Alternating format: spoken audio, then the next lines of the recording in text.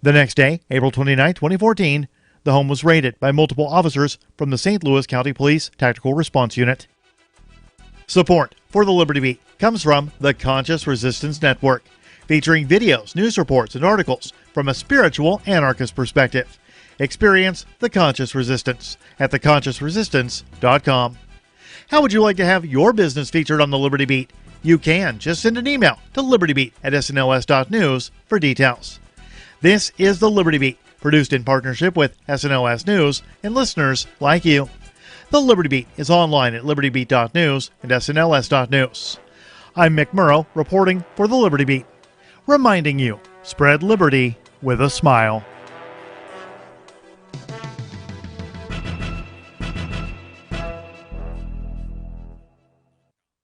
We've made significant progress wiring the nation's schools for the internet, but we have to do more. Every child in America should have an internet-capable computer in their bedroom at home, preferably with a high-resolution webcam.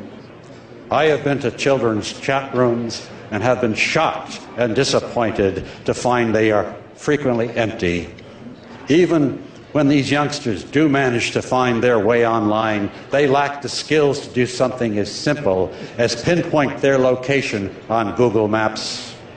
I long for the day when someone can log onto the Nickelodeon Under 13 chat room and type, "Hey, any kids in here like to play Pokemon Mystery Dungeon? I have a Nintendo at my house," and be overwhelmed with instant messages. Then I'll know we're doing our job supporting technology in this country. This is the Onion News Network.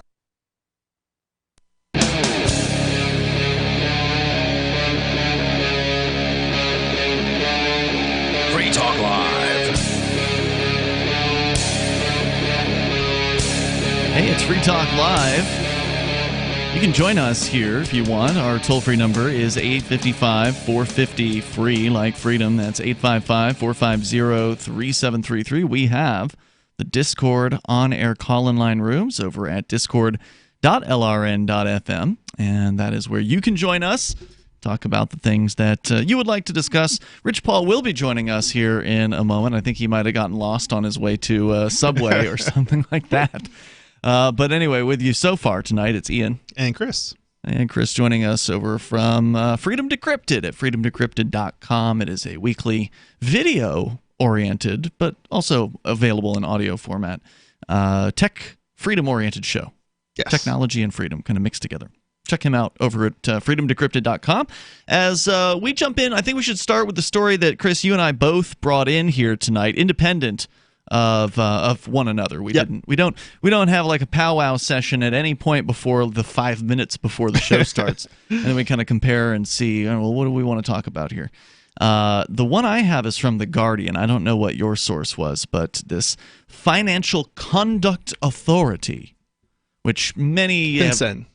The UK's version of FinCEN, basically. Okay. Is that what this is? Because I've never actually looked at. I think so. I read the story already. I just don't recall all the details. Yeah, I mean, it sounds like their version of FinCEN. FinCEN stands for the Financial Crimes Enforcement Network, I believe, in the United States. That's an agency of the federal government that, I don't know, they regulate banks or something. They do all manner of regulation of money transmitters and things like that. Mm-hmm. So I suspect this is the UK equivalent of that. Anyway, the story here from The Guardian. They are proposing a ban on financial instruments linked to digital cryptocurrencies such as Bitcoin. Now, do you know what a financial instrument is? Like a stock or something? I think those generally qualify as financial instruments. I think even a check would qualify as a financial instrument. Would it? I think so. Really? I mean, by no means am I an investor, expert or whatever, but I believe an instrument is something that's like not money, not like cash in hand, but some sort of thing, financial creation, if you will, that represents something like that, right? So, yeah, I mean, I usually think of it as an investment, some sort of investment. Yeah, I think those would qualify as financial instruments. Monetary contracts between parties according to Wikipedia. They can be created, traded, modified, and settled. So it even says here it can be cash. Really? Evidence of an ownership interest in an entity, so a share, like a stock, Yep. Or a contractual right to receive or deliver cash, so a bond, for instance. But that's what a check is as well. It's a contract, basically saying you are agreeing to pay the person to whom you write the check.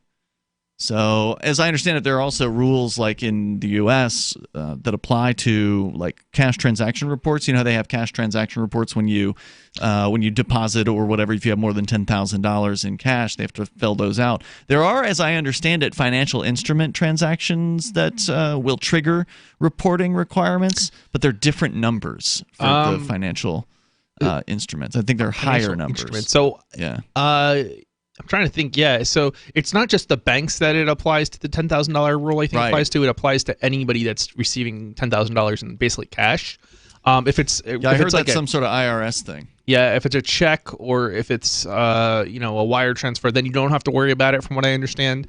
But if it's or credit card payment, although credit cards are actually usually limited unless you raise the amount on your like merchant account. Yeah, I forget what the exact number is, but you might be limited to like 25,000 or something, unless you like jump through some additional hoops in order to raise that number. So the UK's markets regulator, that's what they're calling the Financial Conduct Authority. So they may be Financial Conduct Authority may be a little more wide-cutting than perhaps FinCEN if they're just a markets regulator. I don't know how many markets they can regulate. If it's all of them, then they may have a very deep invasion into people's business. So are you saying it's kind of like the SEC? I don't know. FinCEN, I'm not making a claim that I know anything about but is that this. what you're speculating? I don't know. I'm just saying it's just a thought. The story here is saying they're a markets regulator. And so I don't know what that means. I don't know how many markets they regulate. Do they regulate all of the markets? Yeah, or it might be more like stock markets? No, I was thinking. I'm trying to think of the trade organizations, consumer protection organization. Yeah, maybe the consumer protection organization. CSPC. I think. Yeah, I'm trying to think what it is. This probably deserves a little more research. Obviously, let's get into the story. By the way, Rich Paul joining us now. Hey, Rich. Hey, how you doing? We're just about to get into this story here. The FCA. Now, this is a alphabet agency that we don't know much about. But they are in charge of some sort of, financial regulatory stuff in the UK. They are saying they would like to propose a ban on financial instruments linked to digital cryptocurrencies such as Bitcoin. Now, that's different than banning Bitcoin, right? Right. It sounds to me like they're banning Bitcoin derivatives. Mm-hmm. It's like an ETF that would add Bitcoin. Isn't this exactly the opposite of what the U.S. did here recently with allowing some sort of financial instrument that wasn't Bitcoin, but it was tied to Bitcoin? That was at about the time the boom and bust. They started a futures market in Bitcoin. So it sounds like it's basically banning what the U.S. has regulated, essentially. Well, now wasn't that futures market? Wasn't that Chicago exchange or something like that? Yeah, it was traded on the commodities exchange. Now there have been these things called ETFs. I think that stands for exchange traded funds. Exchange traded funds are basically like a stable coin that goes the other way. So the ETF, in theory, would buy some Bitcoin and then sell shares in the amount of Bitcoin that they own. Now, as I understand it, the ETF applications have been denied typically in the United States, although there may have been one that was approved recently. I haven't been paying close attention to those headlines. Last I heard, 2 or 3 of them had been denied. Yeah.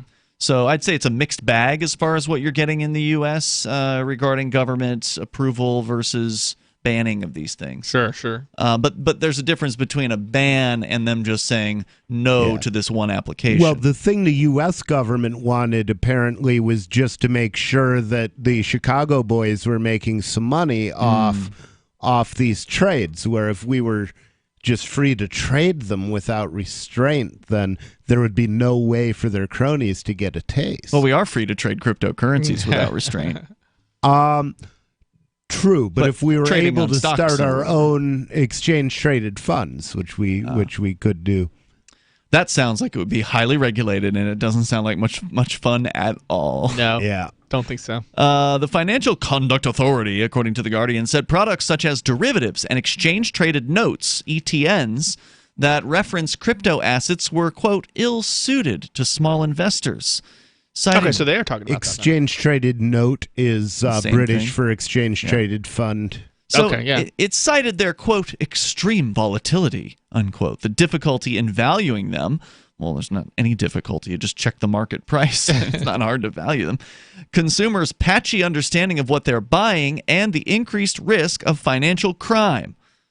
I'm sorry. How does this make any difference? Look, you can already buy the crypto directly, right? Like, this is not stopping that. Sure. I think the fear might be that people are going to buy shares in the exchange-traded funds and exchange those, which would be effectively off-chain trading. You think that's the regulators' fear? Why would they be afraid of that? That's the only reason I can think of that they would be concerned, because they're claiming they want to protect people. They're saying that it's just too risky. Yeah, but they don't give a damn about protecting people. So what's the real reason is what they you're want to saying. protect banks. Right. So that's maybe the real reason, is to keep any kind of legitimacy from being added to, or at least prevent as much legitimacy as possible from being added to the crypto world. Right, except through the American Commodities Exchange, which, of course, and this is kind of assuming that, you know, there's one big club in charge of all the governments, which I do.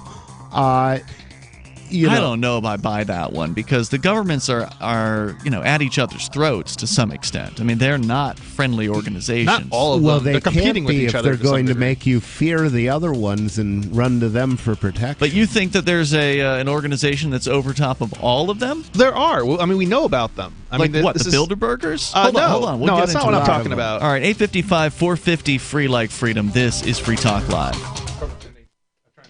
This is a special alert for business owners, consultants, coaches, folks planning retirement, entrepreneurs, and anyone who is saving and investing to build a financial future. You are likely aware that financial privacy for most people has recently died a miserable death. And let's face it, without privacy, there really is no security, is there? Bankrupt governments and banks on the verge of collapse are perhaps the biggest threat to your financial future today. The Lighthouse Law Club recognizes this and has been working diligently to provide safe, secure, and productive tools to ensure your privacy, your financial security, and your future financial well-being, despite the catastrophes which many people fear are looming ahead of us. Find out more with a variety of free videos on the YouTube channel for Lighthouse Law Club. Just search YouTube for Lighthouse Law Club and secure your future today. I'm crazy about My Magic Mud. This is the most important oral care product created this millennium, and I'm not kidding. We all have different opinions on politics and issues, but we all have mouths. And I want yours to be as clean as possible, with teeth as bright as they were meant to be. I will never be without My Magic Mud. It's a little surprising, but man, does it work. If you only listen to one thing I say ever, go to mymagicmud.com and get 20% off with code FTL. mymagicmud.com, code FTL. Bitcoin.com has launched a trading platform at local.bitcoin.com, allowing you to buy or sell Bitcoin Cash via dozens of payment methods like PayPal, Venmo, bank deposit, remittances.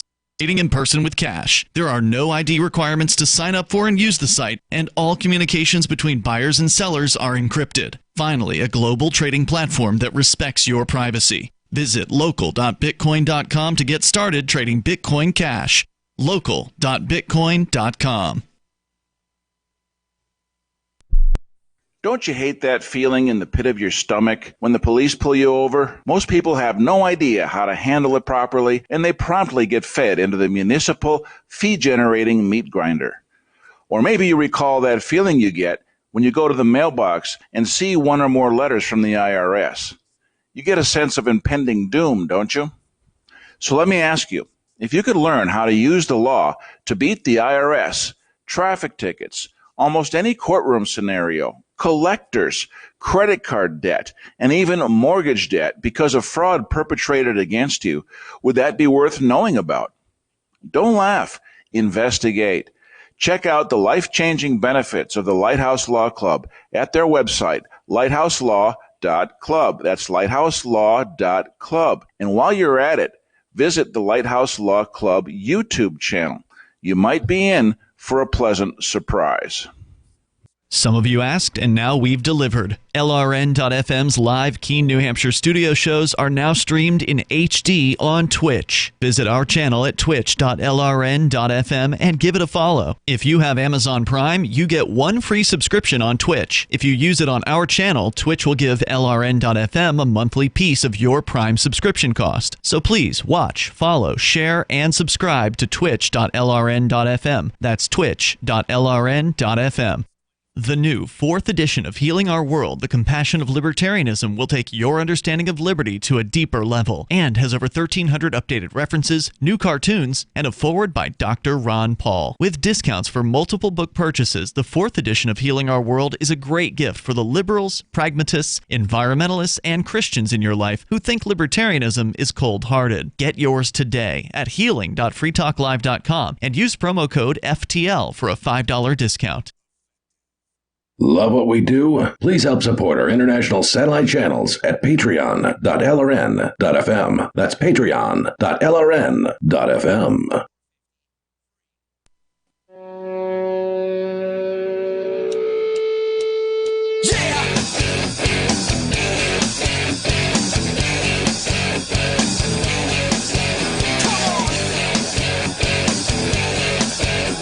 Free Talk Live, and you can dial toll-free to join us here.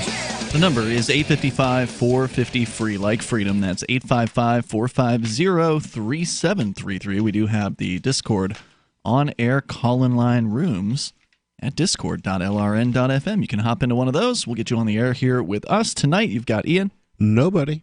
And Chris. And let's see. Also, I want to make sure you know about local.bitcoin.com. That is where you can go. It's a brand new site. In fact, I believe, yesterday it turned 1 month old, so it's pretty new.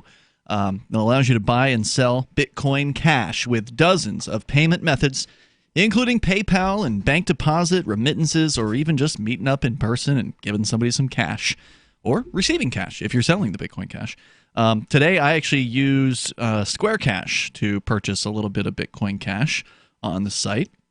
What's Square Cash? Square Cash is you've heard of the company Square? Yeah, I used to use them for a credit card processor. So they now have an app that basically competes with PayPal. So it's essentially kind of like, essentially you put in your debit card information for your bank account, and then you can load your Square Cash app from your bank account, and then you can pay people with Square Cash through the Square Cash app. Or you can receive payments from people. So, like the guy that does the LRN voice work, the real deep-voiced guy, that dude, his name's Zeus. He likes to get paid with Square Cash, so I pay him through that app. Groovy. One of the renters around here pays his rent on the Square Cash app. So it's pretty easy. By default, it's like low fee or no fee. I think it's no fee when you're doing like a personal thing, but if you're running a business over it. Are they actually using debit cards? Because debit cards have fees usually as well as credit cards. Yeah, they're doing some. I don't know how they do it. I think it's just an ACH transfer. Okay, the ACH transfer makes more sense because there's not. This is what it is. You can or it's pay very them, low. You can pay them 1% to do it instantly, or you can wait 2 or 3 days and there's no charge. Gotcha. Yeah, these niche apps are interesting. I also got on, when I was in Ann Arbor, I got on Venmo, where basically you just maintain a balance in the system. So it's like a custodial Venmo kind of deal. The issue with Venmo, from what I looked at, because I did look at them recently when I was looking at the local.bitcoin.com payment options, and they had Venmo on the list. But if you actually look at Venmo's terms of service, yikes! They don't. Never look at the terms of service. You don't even have to look at the terms of service. It's stated pretty clearly in there, like, here's what you need to know kind of description on their site. They don't intend for Venmo to be used for buying and selling things outside of like just sharing money around with friends, which is stupid. And apparently PayPal owns Venmo, which is weird. And they don't actually, there's no interface between PayPal and Venmo. So it's like a completely separate subsidiary or whatever that you can't even link into your pay. It's not the most useful thing in the I wonder if world. that's intentional to kill the competition. Not if used as they claim to intend it. But I don't know. I used it as I was driving cab in Ann Arbor, and a lot of the college students would use Venmo, and so to tip you or to pay you for the ride? To pay me for the ride. Huh. You know, I just I think that as long as it's not clear that that's what you're doing, you'll probably get away with it, would be my guess. Mm-hmm. But the claim is it's not for payments for services or payments for anything really, except for wait, what's it sharing them. I don't know. The idea is like if somebody, the way it's marketed is if you go out to dinner with your friends and somebody pays the bill, then you can Venmo them your share. Is what the marketing is basically. It's like supposed to be an app for friends to send money around to. So basically, a others. clearance currency, more or less. Well, it's Very just a weird. dollar. I mean, it's just the U.S. Right, but dollar. so not a clearance currency, but a clearance ledger. Where I don't think Square Cash has those restrictions on it. I don't think it's as near as restricted. In fact, you can use Square Cash for business, but they do have like a special business account. How Okay. about Cash App? Have you? That's used what Square that? Cash is. Cash App. Square Cash is Cash App. Yeah. Oh, Yeah, okay. that's what it Yeah, is. I've got Cash App on my phone. Yeah, that's what I used to buy a little bit of Bitcoin Cash today over at local.bitcoin.com. So we were just getting into this financial authority, the Financial Conduct Authority. This is in the UK, proposing a ban on financial instruments. But we kind of got aside to this conversation about this overarching, is there a government above the governments? Is there some group of men and women who are controlling the governments? Rich, Yeah. you believe there is. Yeah, I mean, I don't think the control is absolute, but So they don't agree on everything? I don't think so. I Okay. think there's a lot of factions out there, and that many of those factions exert inordinate control over the levers of power, depending on what they have to offer in trade.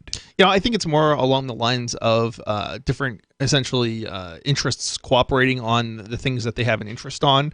There might be conflicts elsewhere, but within the context of controlling their own populations and so forth, and minimizing like revolutionaries and things like that, they certainly work together. Okay.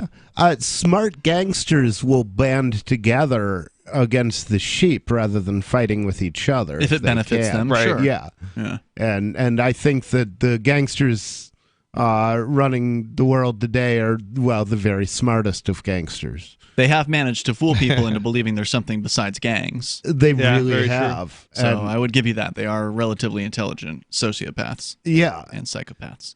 But you then, off the air, mentioned this other sort of intergovernmental or above governmental authority, this gang, this enterprise called the FATF, the Financial Action Task Force. Yeah, and this you is a cited this. really scary organization because it basically, if you don't comply with their rules, you'll be excluded from the rest of the international market. And because most countries are part of it, you won't be able to do business with any and other country. I had not heard of these people until 2 weeks ago. It was actually in the middle of Forkfest and the Porcupine Freedom Festival when there was some news about this financial. It's been action around a task while, force. so it's certainly I not suspect it has. new. I just hadn't heard about them before. Yeah. And they are very scary. In fact, I've got a news story about what they're planning to do to basically crack down on cryptocurrency exchanges globally. Yes. And it's very scary. I will share that coming up here, but we've got to get to more of this story about the FCA. So first we're going to focus on the UK regulator, Yep. which is saying they are going to, or they're proposing a ban. I guess it's not a done deal yet, but they are proposing a ban on financial instruments linked to cryptocurrencies. And they're saying it's there because of their volatility. They want to, quote, protect the investors who might suffer from harm from sudden and unexpected losses if they invest in these products. The crazy thing about that is, though, that's exactly what you're getting when you're making an investment. You're taking risk. It's risk. Right. Mm-hmm. In order and to offset that risk, you get a reward. Risky. It's well, just they too want to make risky. sure that the little people aren't free to take these risks so that they're all available for the big guys. That's exactly what they Very do in true. financing Yeah. of startups. You know, when I was working for a startup, my dad could not buy shares of the startup I was working for because he didn't have like a $4 million investment. He wasn't an portfolio. accredited investor. Accredited investor, exactly. You know, and they do that to squeeze the little people out. That's so right. that you have no way to get ahead unless you're already ahead. As they say, it takes money to make money, but Absolutely. they won't You even let gotta you get pay the started. bribes. They won't even let you start. They've kicked out the bottom rungs on the ladder ladder, Right. basically. There's more coming up here at 8:55, 450 free. We'll tell you more about this proposed ban on cryptocurrency investments in the UK, and then what's proposed, the really scary news internationally. More coming up. Don't you hate that feeling in the pit of your stomach when the police pull you over? Most people have no idea how to handle it properly, and they promptly get fed into the municipal fee-generating meat grinder. Or maybe you recall that feeling you get when you go to the mailbox and see one or more letters from the IRS. You get a sense of impending doom, don't you? So let me ask you, if you could learn how to use the law to beat the IRS, traffic tickets, almost any courtroom scenario, collectors, credit card debt, and even mortgage debt because of fraud perpetrated against you, would that be worth knowing about? Don't laugh. Investigate. Check out the life-changing benefits of the Lighthouse Law Club at their website, lighthouselaw.club. That's lighthouselaw.club. And while you're at it, visit the Lighthouse Law Club YouTube channel. You might be in for a pleasant surprise. Why did you move to the Shire? I moved here to the Shire because there's other people around who take liberty just as seriously as I do. I moved to the Shire because I saw videos of people challenging authority and thought that I could get support myself. It called to me, like, do this, right now. I wanted to be around people like me who got it, and once I got here, I knew there was nowhere else that I wanted to be. I've always wanted to change the world, so I moved to the Shire to join people who were actually working towards doing the same thing.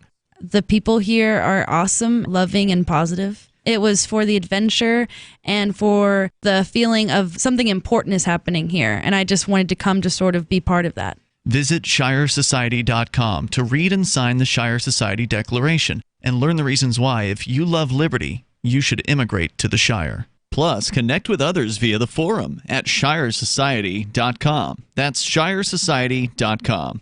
Cell 411 is a free app for Android and iOS that replaces government-controlled 911. Cell 411 allows you to preset a group of friends or private organizations to show up in any emergency. Cell 411 is a nightmare for the state because it proves their so-called services aren't needed. Cell 411 has had thousands of installs, and of course it's covered by the BIPCOT no government license. Cell 411 because your friends won't shoot you when you're in trouble. Without the government, who would build the emergency services? You and Cell 411. Get it today at getcell411.com. So you've heard all 3 hours of the latest episode of Free Talk Live, and you're still hungry for liberty-oriented audio content? Did you know that we have another 24/7 audio stream at LRN.FM? The Liberty Radio Network airs the latest episodes of some of the best liberty-oriented podcasts on the internet around the clock. In addition to recorded content, you'll also hear live shows like Free Talk Live, originating from our Keene, New Hampshire studio. So listen anytime at LRN.FM. That's LRN.FM.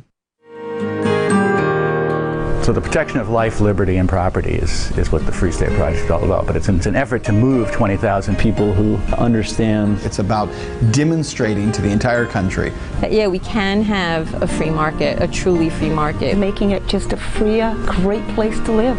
It's the world's largest voluntarist libertarian community, and it's only getting bigger. That's amazing, to be able to move to a place where other people passionately believe in being free and independent. What the Free State Project is managing to do, though, is to put their money where their mouth is. It's physically getting up across the country and saying, let's go someplace and let's demonstrate the power of these ideas. There's a lot of kind of philosophy that surrounds liberty. There's a lot of thinking about it and talking about it. But here in New Hampshire, people are doing it. 101 Reasons Liberty Lives in New Hampshire, a documentary by Free State Project early movers. Watch it free at 101reasonsfilm.com. 101reasonsfilm.com. Now you can follow LRN.FM on the decentralized Mastodon social media platform at toot.lrn.fm, toot.lrn.fm.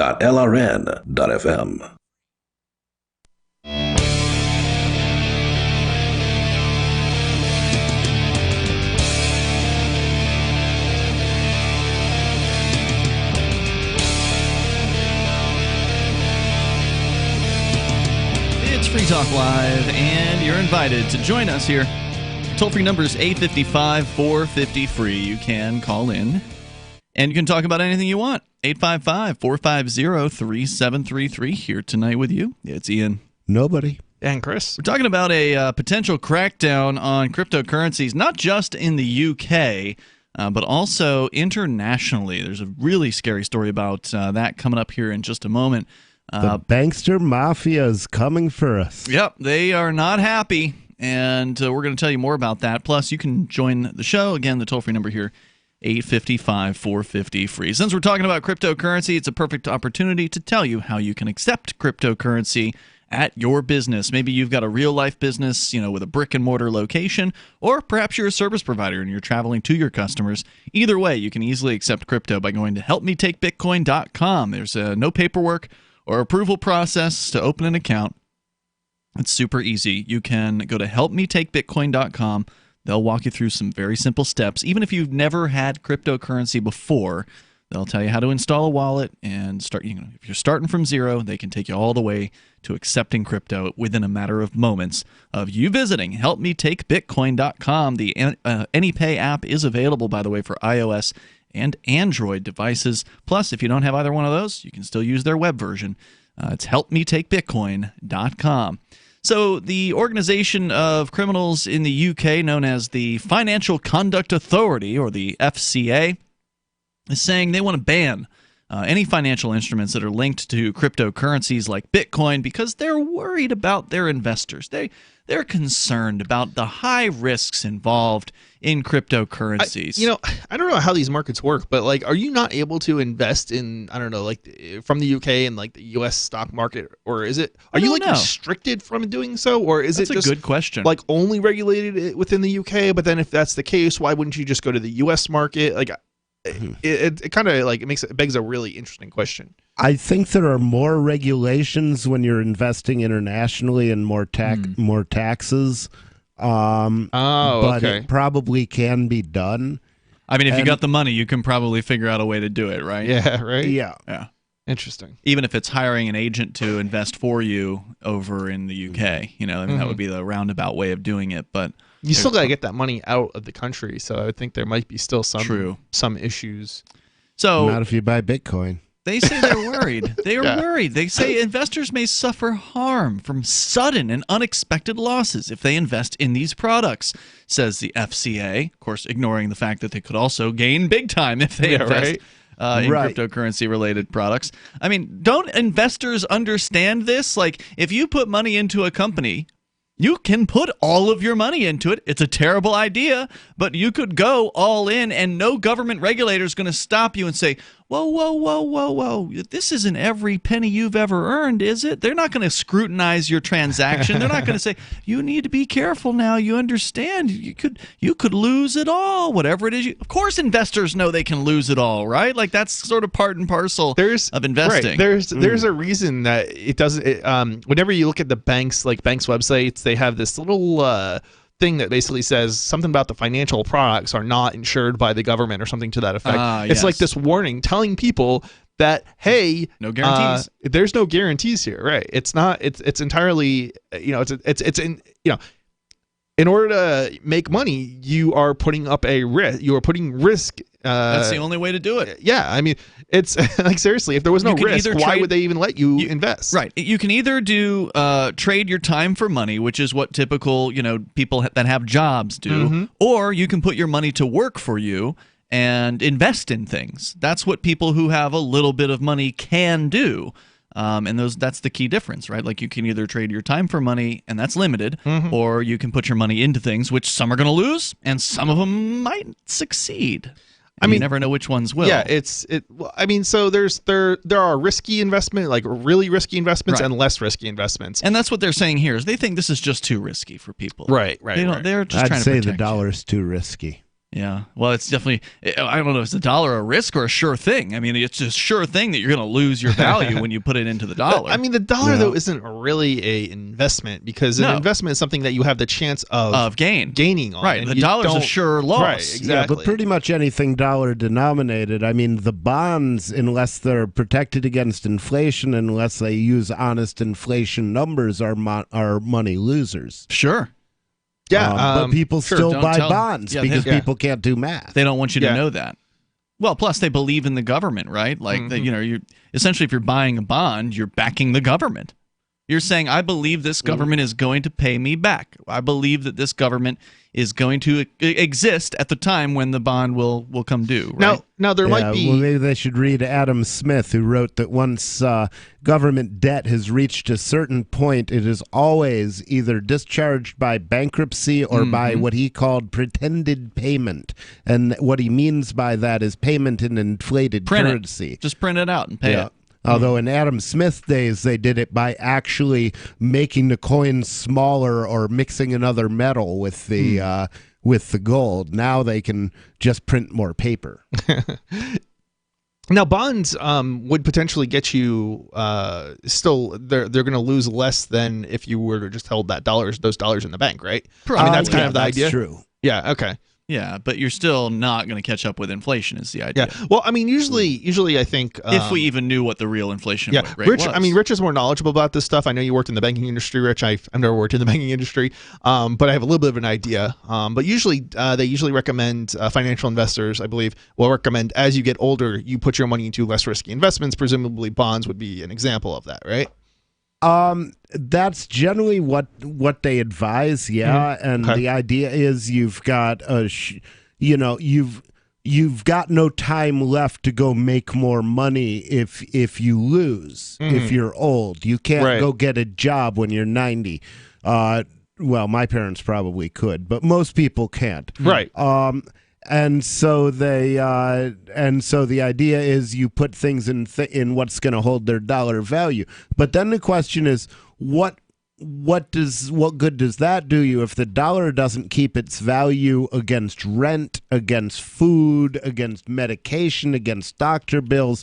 Then the fact that you've kept pace with the dollar just means, again, you've lost. You're still behind the ball. Isn't the idea still, even as you get to the end of life point, that you don't necessarily keep all of your money in the least risky investments, and you still have a little bit more risky investments, but you don't want to pull from those investments until you are you're basically your least risky investments are kind of depleted, because if you pull from the more risky investments at the wrong time, then you do lose money, as opposed to if you're able to hold off to a later point when maybe they actually have increased in value as opposed to decreased in value. You'll be able to if you have savings to live from, then you might want to take that risk, but still you'd be using conservative vehicles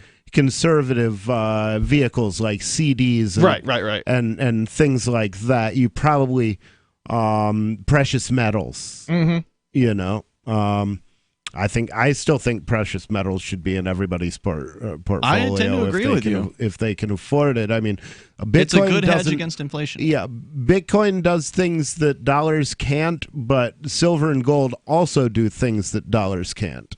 It's true. Yeah, but hasn't silver and gold and all that been going down here in recent years? Well, they have been, because the market always overreacts, and so all the silver bugs and gold bugs, or at least a significant number of them, are getting into crypto and going, hey, this is what I always expected from the silver and gold market.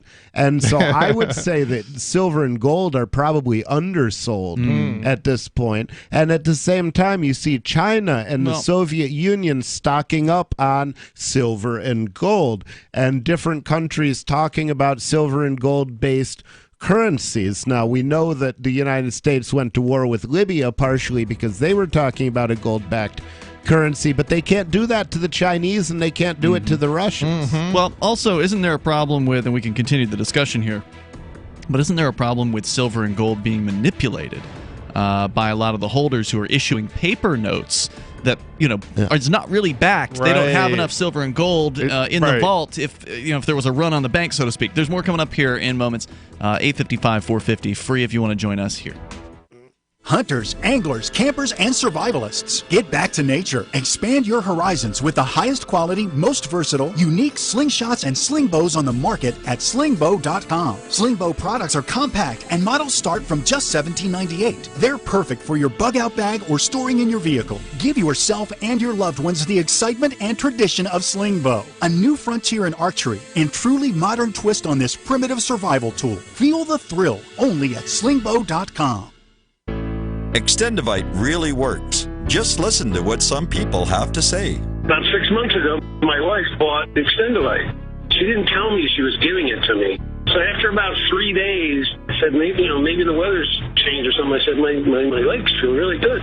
And she goes, well, I've been giving you this stuff, and it was the Extendivite. And you know that I'm about 75% better. I can actually climb stairs now, and I can get up out of chairs. I can even get down and, I got to work under a table or a computer table and work on a computer. I can actually get back up off the floor. You know what? It's an amazing product. I can't believe, I didn't think anything short of having surgery was going to help. Extendivite is only $69.95 for a 2-month supply of either capsules or liquid. Call now. That's 1-877-928-8822 or visit heartdrop.com. Extend your life with Extendovite.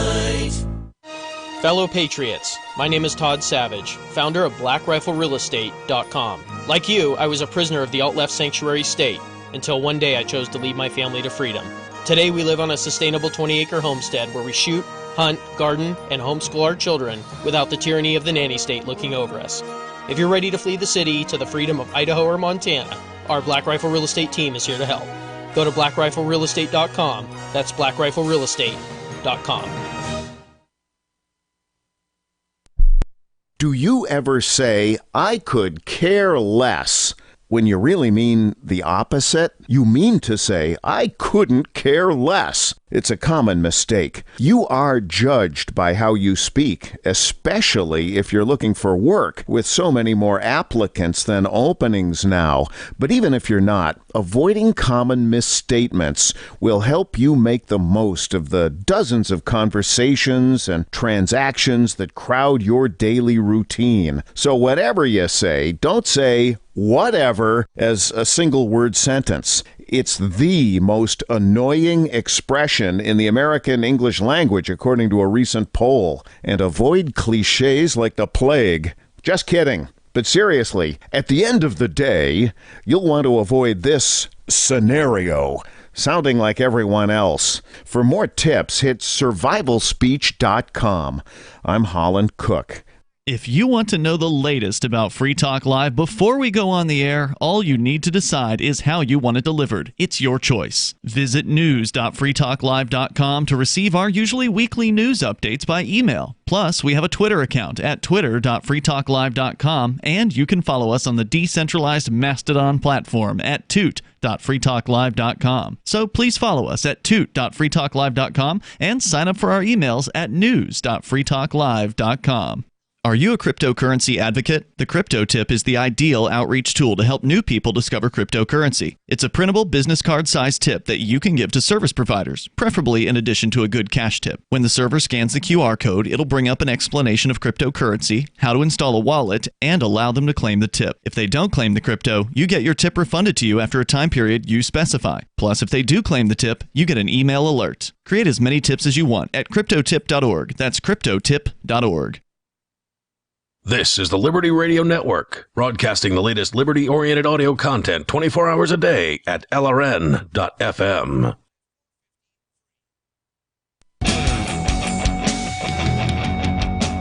It's Free Talk Live. You can bring up whatever you want here. Our toll-free number is 855-450-FREE, like freedom. That's 855-450-3733. The UK government, what they call the FCA, the Financial Conduct Authority, are saying they want to ban cryptocurrency-related investments, basically, in financial instruments that have some sort of link to cryptocurrencies. With you here in the studio tonight, it's Ian. Nobody. Hey, and Chris. We were talking a few moments ago about hedges against inflation, and Rich, you brought up that precious metals, have for a long time been a pretty good way for people to kind of, at the very least, keep up with inflation, because over time, I think the old saying is that, way back, an ounce of gold would have bought you a fine suit, and then hundreds of years later, an ounce of gold would still buy you a fine suit. Yeah, the saying is in the Roman Empire, if you walked into a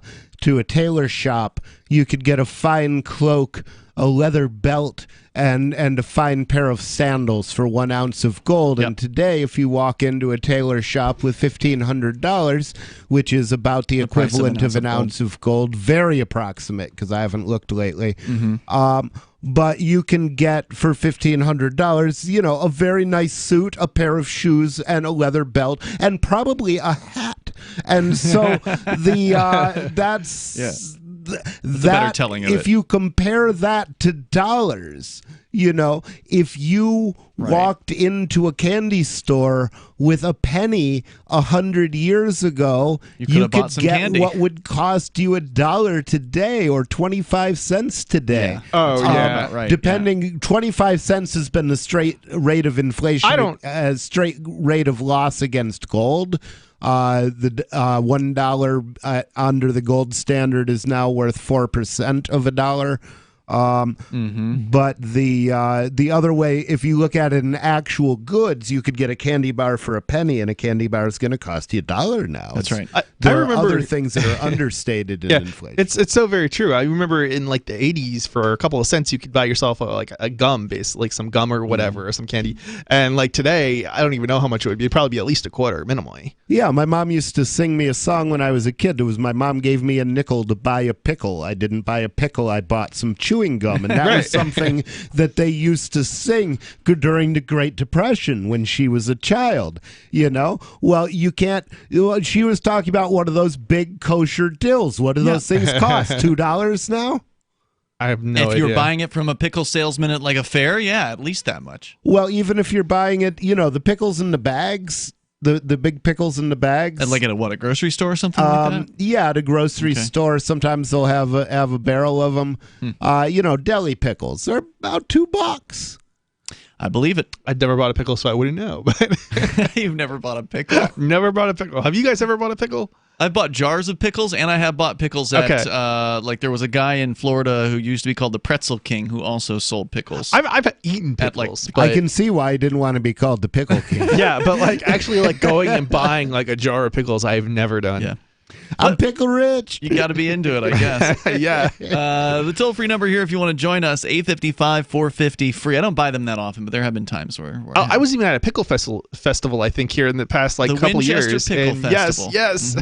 And you didn't. Well, now they give away pickles at the pickle festival. I don't even know if I you didn't eat ate a pickle at the while you were entire at the pickle festival while I was there. But You went to a pickle festival and didn't eat a pickle? Possibly. I might have had a pickle. I don't really honestly remember. Maybe I had like a sweet pickle or something like that. Okay. All right. So back to the story here from the FCA Financial Conduct Authority. Christopher Woolard, the executive director of strategy and competition. He will direct your competition. He will decide where competition will exist and how much competition. And he will choose your strategy. He says, as with our work on the wider CFD and binary options markets, we will act when we see poor products being sold to retail consumers. These are complex contracts built on top of complex assets. Now, that's such an absurdity because the whole point of investing is you're betting your own money on which products will succeed and which will not. Well, when he goes in and makes that decision first, he's begging the question. That's true.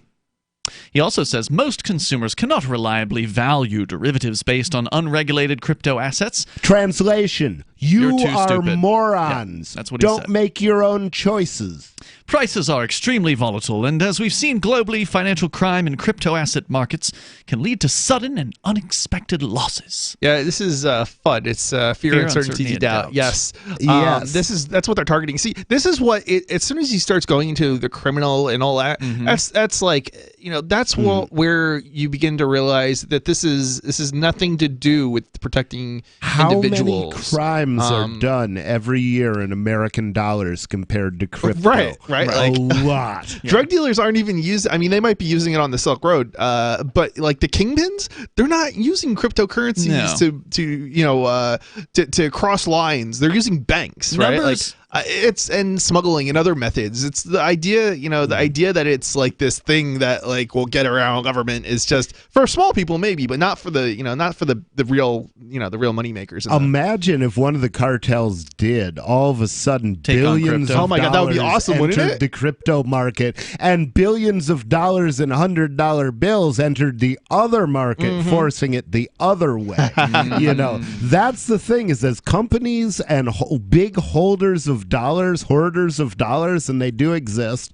As they start disgorging their hoards, they're going to create a whole new inflationary pressure where we might be able to force the U.S. dollar into hyperinflation without their even having to increase their rate of printing. And then I could pay off my mortgage. And then we've won. So they're pointing out here about this financial crime in crypto asset markets. Now, look, there's obviously the so-called crime of selling drugs, but that's not what they're talking about here. They're talking about financial crime, meaning like robbing a Bitcoin exchange.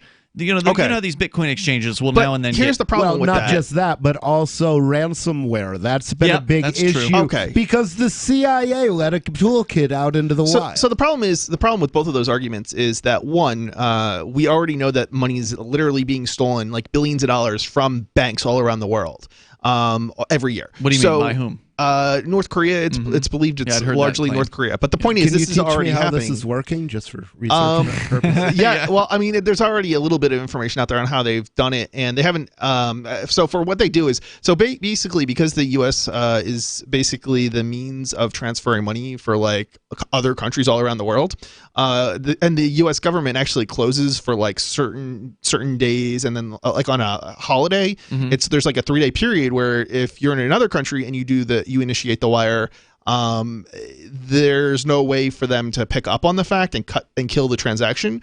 Normally they can like kill a transaction or stop it from going through, but the bank can't call the U.S. Like the Federal Reserve to kill a transaction when they're not open.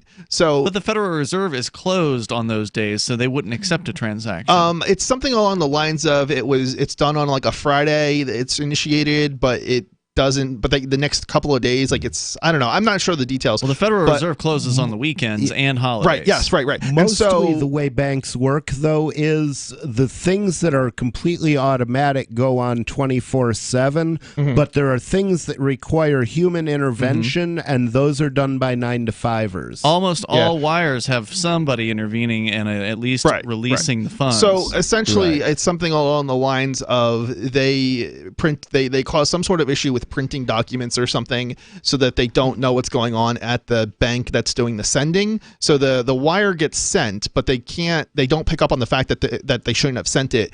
And because they do it on a weekend, it goes through, and then when they realize it after they get the printer fixed, they are out of time to actually trying to pull it back because the US Fed is closed. So that's how they've successfully wired money to like Chinese bank accounts, which then end up in North Korean, leaders' hands. So wait, are they hacking the accounts? They're hacking the banks specifically, not the Fed wire system. They're hacking the what I mean is they're banks. hacking the account of the person they're sending the wire from, right? So they're getting the username and password of that person or business. I think they're doing both two things. So I think they're getting access to the bank accounts and they're hacking into those, and then they're also disrupting the ability of the bank that's doing the sending of the transaction from figuring or realizing that they should not have initiated, shouldn't have approved it, shouldn't have approved it or something like that. That's interesting. I'm sure that works at some places, right? Because there's some banks. It's been numerous banks all over the world that this has been done to, and successfully. So because I've had some banks call me every time I send a wire, whereas some banks will just automatically send it if you put the right code in on the website. Right. And I suspect it's probably something along those lines. The code gets entered to pre-approve it, and then they don't catch it, and they can't catch it because their systems are down, but they're still letting the wires go through. There's more on the way here. Our number is 855-450-FREE. That's 855-450-3733. You can take control of the airwaves and bring up whatever's on your mind. We got more news, especially, it's actually unfortunately really bad news about this Financial Action Task Force looking to crack down on cryptocurrency exchanges coming up. And not to mention the shedding, I would vacuum the carpet 3 times a week. Frodo was scratching all night long, bouncing on the side of the bed, keeping me awake the whole entire night from all the scratching and chewing. It kind of makes you neurotic. Does your dog itch, scratch, stink, or shed like crazy? Mounds and mounds of fur all over the place. Come to Dinovite for help. DINOVITE.com. If you want the dog to be healthy, you got to feed it something healthy. Dinovite is nutrition. The omega-3 fatty acids. Flaxseed, zinc, alfalfa. Our vitamins and enzymes replace the nutrients cooked out of most commercial dog foods. He gobbles it up. He's not up all night scratching. His shedding is minimal, and it is such a pleasure to have my calm, relaxed, non-shedding puppy back. And I have to thank Dinovite for that. Don't let your dog itch, scratch, stink, or shed like crazy. Come to Dinovite for help. 859-428-1000. 859-428-1000. DINOVITE.com. Did you know you can legally exit the U.S. federal income tax system? Well, it's true, and thousands of American nationals are doing it. The 16th Amendment and the Internal Revenue Code are legal, but only in a limited jurisdiction. This is the basis behind the voluntary nature of the income tax. Learn the exit strategy provided by Congress.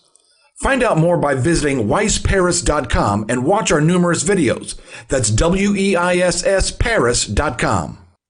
There are lots of ways to listen to Free Talk Live. Our podcast has been around since podcasts began, and now the FTL feed is loaded with content besides our full show archives. Did you know that we make it easy for you to customize your podcast subscriptions? We have different feeds, one that includes only our full shows, one with just the Daily Digest, and one with just the Edgington Post. You decide what you listen to. It's quick and easy to customize your feeds at feeds.freetalklive.com. That's feeds.freetalklive.com. You're listening to the live edition of Free Talk Live. Hour number 2 is next after the news here on the Liberty Radio Network at LRN.FM. This is the Liberty Beat, your daily source for Liberty news and activist updates. Produced in partnership with SNLS News and listeners like you. Online at libertybeat.news and snls.news. I'm Mick Murrow with your latest edition of the Liberty Beat. Gold is trading at $1,402, silver at $15.03, and Bitcoin is trading at $11,279. Today's prices are brought to you by InnoScale. Take off with Managed Cloud. Looking for a safe, secure way to store your important files online? Let InnoScale handle it for you. Their high-availability cloud servers are the perfect solution for clients needing one or more secure, scalable servers with built-in hardware failover protection. For details, see them online at innoscale.net. In the news, Iran has called for the immediate release of its oil tanker after British Royal Marines boarded and seized it off Gibraltar, after it took a long 90-day trek around the tip of Africa, presumably to evade sanctions enforcement en route to Syria. Authorities had accused the Grace 1 supertanker of illegal smuggling, as it had reportedly been transporting some 2 million barrels of Iranian oil. The anti-media reports that Iran's foreign ministry had immediately summoned the UK ambassador over the incident, saying the move was unacceptable. An official statement of protest called for the immediate release of the oil tanker, given that it had been seized at the request of the U.S., based on the information currently available. Iran's position is that the EU sanctions on Syria have not been endorsed by the UN, while the U.S. received the news as a positive development in the global crackdown on Iranian oil. But Syria and Iran, as well as some Arab commentators, have shot back that some of the few dozen Royal Marines seizing the tanker by fast roping it on a helicopter amounts to piracy. The Liberty Beat is sponsored in part by Brave Botanicals, high-quality kratom and CBD at reasonable prices with excellent customer service. Brave Botanicals is activist-owned and mission-driven, and believes so strongly in the power of kratom, they're giving it away for free. Just go to freeounceofkratom.com for a free ounce of kratom delivered to your door. Just pay shipping. That's freeounceofkratom.com. This is the latest edition of the Liberty Beat. Find us online at libertybeat.news and snls.news. Your news now continues. The Brazilian government is targeting one of its biggest critics, journalist Glenn Greenwald, in a move decried by observers as an intimidation tactic designed to stifle opposition to right-wing President Bolsonaro. The Government Finance Ministry's money laundering unit was asked by federal police to investigate Greenwald's finances. That's according to a report Tuesday by O Antagonista. The right-wing Brazilian news site said the investigation would focus on whether Greenwald paid for access to leaked records he used in reporting on the Bolsonaro government's Operation Car Wash sting. Activist Post reports that attacks on Greenwald and his family, including husband David Miranda, a member of Brazil's Congress, were criticized by UN and Organization of American States Edison Lanza and David Calle. Nothing, says Police State USA. Quite like a SWAT team raiding a family home and killing their dog because they're unable to pay their gas bill. The woman whose dog was killed and home destroyed by SWAT officers is Angela Zorek. And her story about her police state experience will shock the conscience. After fighting the system for nearly 5 years, Zorek's family is finally being compensated. Activist Post reports that according to a lawsuit, which was settled this week, Zorek was the victim of a massive military-style raid and subsequent puppycide. The raid was carried out because police said they needed, quote, to check if her home had electricity and natural gas service, end quote. Zorek admitted to the police she did not have gas, but said she did have electricity. Zorek asked for another inspection to prove that she had utilities. The officers told her that was fine, but the investigation would continue. The next day, April 29, 2014, the home was raided by multiple officers from the St. Louis County Police Tactical Response Unit. Support for the Liberty Beat comes from the Conscious Resistance Network, featuring videos, news reports, and articles from a spiritual anarchist perspective. Experience the Conscious Resistance at theconsciousresistance.com. How would you like to have your business featured on the Liberty Beat? You can. Just send an email to libertybeat@snls.news for details. This is the Liberty Beat, produced in partnership with SNLS News and listeners like you. The Liberty Beat is online at libertybeat.news and snls.news. I'm Mick Murrow, reporting for the Liberty Beat, reminding you, spread liberty with a smile.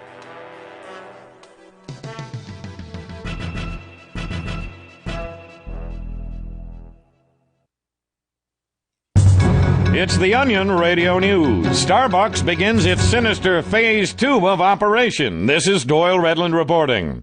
After a decade of aggressive expansion throughout North America and abroad, Starbucks suddenly and unexpectedly closed its 56,423 worldwide locations today to prepare for what insiders call Phase 2 of the company's long-range plan.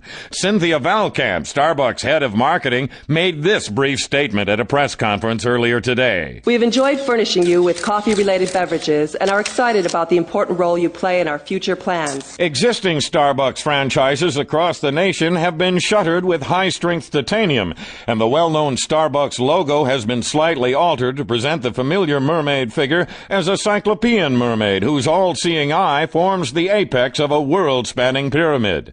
Doyle Redland for the Onion Radio News, online at theonion.com.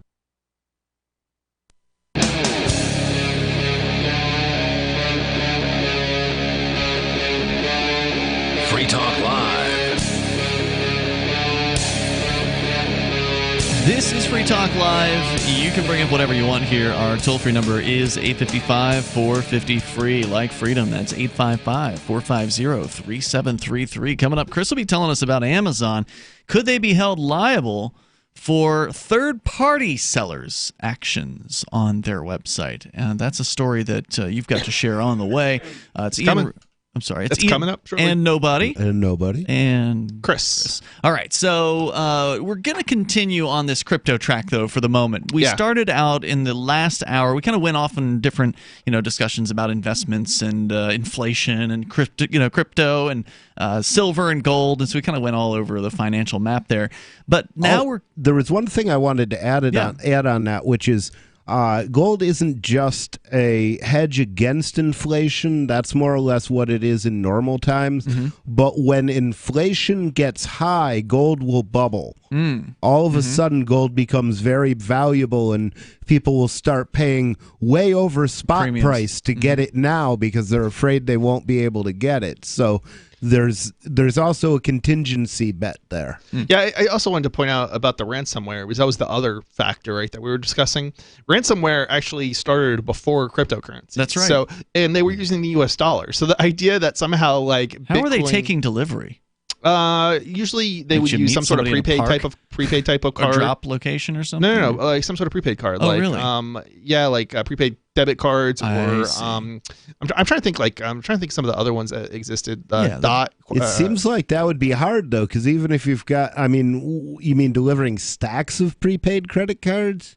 No, you just need the numbers. Well, usually there's on a the card, right? And so people would buy like hundreds of dollars of these cards, and in order to redeem their get their stuff unencrypted. And well, actually, it sounds like like crypto has made life much easier for people who are hit by these scams, and that they don't have to do that anymore. That's true. It's also made it easier on the scam artists as well, because now they don't have to worry about being traced on their credit card on these debit card transactions or whatever.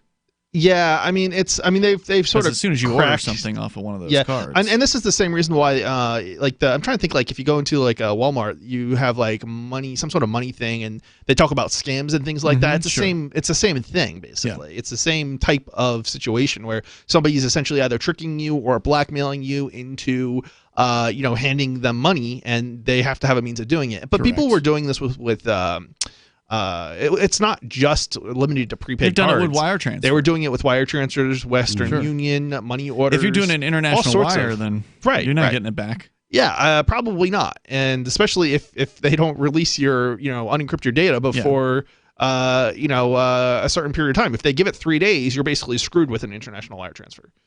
So, changing gears a little bit here and going wider, because we were just looking at a UK regulator that was going to crack down, or that would like to ban investments that are related or linked to cryptocurrencies. Now, as of the last couple of weeks, this news hit during the time we were at the Porcupine Freedom Festival, so we didn't talk about it on the air at the time. But it's one of those things where I saw this come through, I'm like, we have to talk about this. This is terrible. From source here, CoinDesk.com. CoinDesk is one of the cryptocurrency news sites. Anya Badakova reporting. She writes, a powerful intergovernmental organization devoted to combating money laundering and terrorism financing, of course, has finalized its recommendations on regulating cryptocurrencies for its 37 member countries. And you can get a list on the Financial Action Task Force website of which countries they're in, but the United States is one of them, basically, Australia. And if you want to trade with any of these 37 countries, and these are big freaking countries like the United States, you have to comply with their rules. With these regulations? Even if you're not part of that 37 group. Now, when did you hear about these people? Did you know about them before recently? Because I never heard of the FATF before. Yeah. I don't know exactly when they were when it was formed, but even in the 90s, this group, there was something, I believe this, I don't know exactly like all the details. Like, I mean, I don't know if it was different groups and they changed groups or new groups formed or what, but I know it goes back a very long time, since at least the 1990s. And they basically have 1989, according to its website. That doesn't surprise me. I know in the 90s it was certainly a thing, and there was a lot of stuff going on in relation to like offshore banking and stuff like that. There was a lot of things that offshore banks couldn't do that they used to be able to do. Yeah, and basically, if you name a big-ish country, it's going to be on this list. Oh yeah, for sure. Yeah, basically, I mean, they're probably... even China and Russia. They're right.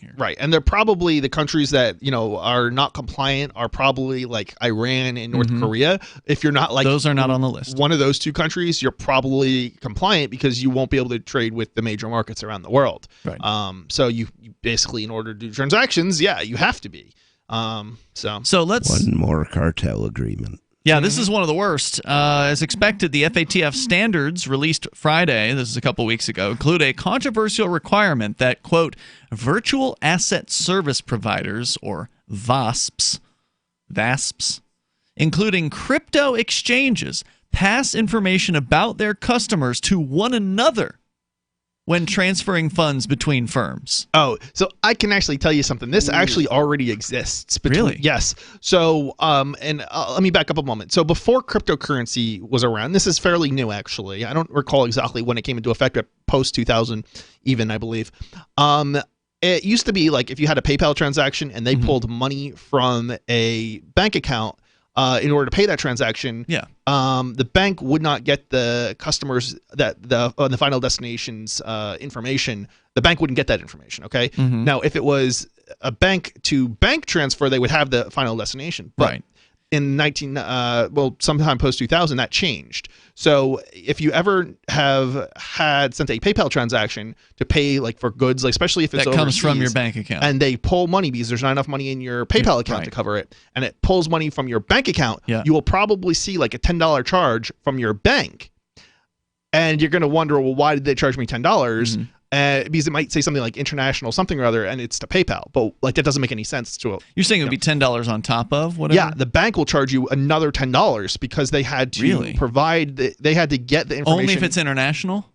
I think it's only if it's international, but yeah, basically, PayPal has to provide the sender or the recipient individual's information to the bank, and that whole system is extraordinarily costly. Sounds like so. So there's a fee. Yeah, so there's a fee that the banks will charge when. And you've encountered this? I've encountered this fee, and I remember when the fees first went into effect, and that was really freaking annoying because it's like I had no way of even knowing that I was sending to an international account when I was even doing the transaction. So it's like for it to then pull from a bank account in order to get the money, and I get this fee, I had no way of But knowing. if you'd had a balance of enough in your PayPal, that wouldn't have occurred. Right, exactly. I see. Yeah, because it has to do with all parties in the chain having to do verification, not just so that not only does the bank. So normally the bank, the institution had to do even before 2000. Any institution would have to do the know your customer thing, but post sometime in 2000, sometime around 2000, they added to that. So probably the Patriot Act or something. Yeah, probably. The sending bank had to know, even though the middleman also had to know, which would have been PayPal. So yeah, the whole thing is just absolutely insane, and there's a system for that now. And now what they're saying is basically that the crypto exchanges have to be part of that. And they have no way to really be part of that because they'll never know the final destination. Well, that may of the be the cryptocurrency. death of crypto exchanges. It may be. That might not be a bad thing.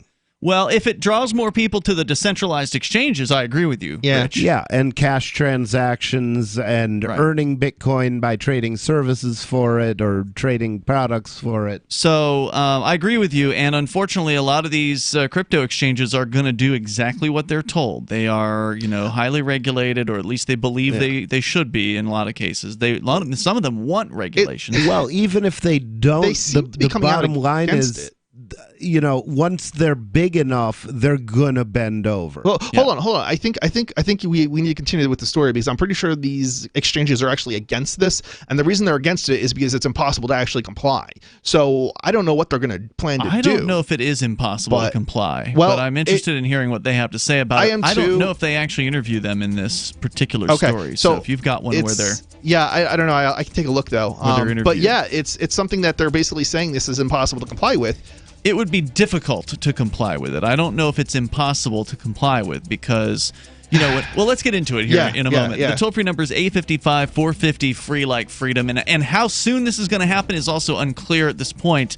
More on the way. This is Free Talk Live.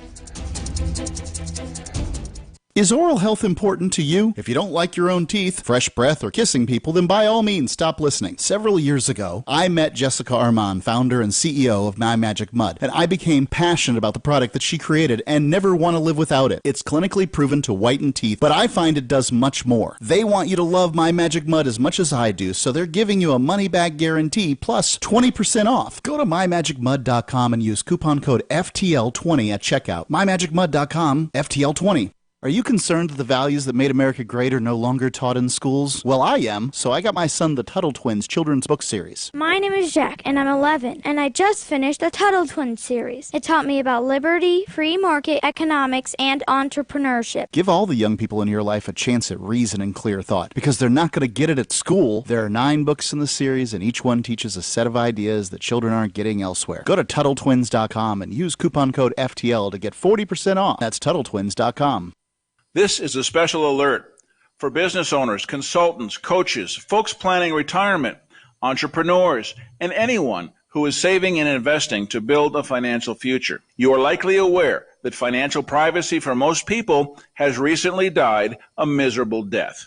And let's face it, without privacy, there really is no security, is there? Bankrupt governments and banks on the verge of collapse are perhaps the biggest threat to your financial future today. The Lighthouse Law Club recognizes this and has been working diligently to provide safe, secure, and productive tools to ensure your privacy, your financial security, and your future financial well-being, despite the catastrophes which many people fear are looming ahead of us. Find out more with a variety of free videos on the YouTube channel for Lighthouse Law Club. Just search YouTube for Lighthouse Law Club and secure your future today. Free Talk Live. Hundreds of videos of people posting the snow in Georgia isn't real because if you take it and you wad it into a snowball and you hold a lighter to it, it doesn't burn. And it leaves these charred black marks. And it's like, yeah, that's the way snow behaves everywhere because it's ice. And there's way more molecules in, a block ice than there is in a match. Because size does matter. Yeah, extremely. When it comes to temperature, absolutely. Can't you cut the Southerners a break? I mean, they've never seen No! snow. If you think that there's a conspiracy out there to spray plastic snow across the Is that what they're saying? The entire state of Georgia, and you think that the snow isn't real, you're a moron! Wait, is that what they actually say in the video? My friends and fellow patriots, it's a conspiracy. They're spraying chemtrail snow all over the state of Georgia. Free Talk Live, 7 nights a week from 7 to 10 Eastern, live on the Liberty Radio Network at LRN.FM. LRN.FM now has a Discord. Discord is a free text and voice chat platform, and we now have our own server with a bunch of channels at discord.lrn.fm. You can join other listeners as they chat about various things during our live shows, or anytime, day or night. Discord software is available cross-platform, so you can have it on whatever device you want and take your chats anywhere. Join our Discord at discord.lrn.fm. That's discord.lrn.fm. How many lawyers does it take to change a light bulb? None. They'd rather keep their clients in the dark. There are too many lawyer jokes to count. However, there are some lawyers with more noble intentions. At the Institute for Justice, we bring the light to our clients. We are a non-profit public interest law firm with clear values and principles. At IJ, we fight for those whose most basic rights are denied by the government. Visit our website today at ij.org. You can sign up to receive the latest about the Liberty Radio Network via our email updates at updates.lrn.fm. That's updates.lrn.fm.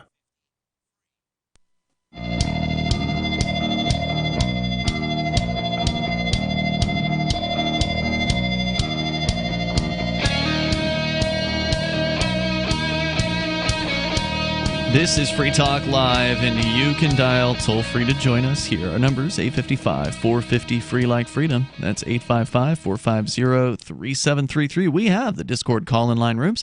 They're over at discord.lrn.fm. And in the studio tonight, it's Ian. Nobody. And Chris. Will this new regulation by a international, completely unaccountable agency that has 30-something countries, 37 of them that make it up, the Financial Action Task Force, releasing its requirements. This isn't like a proposal.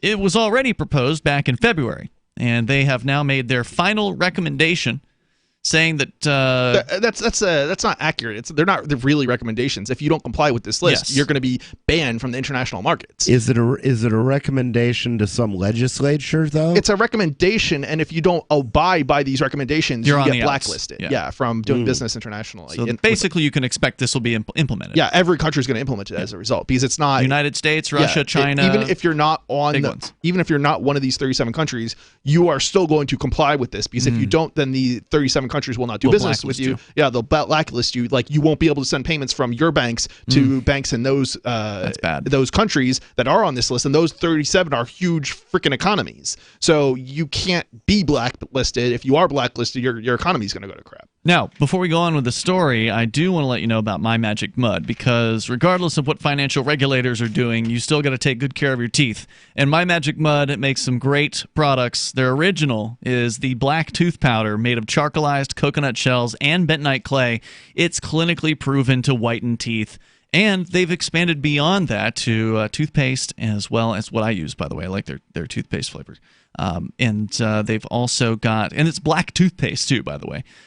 They've also got mouthwash and other things over on their website, mymagicmud.com. But they've really made some strides in the last several years since they were originally advertising with Free Talk Live way back in the day when they were, I think, based out of their house.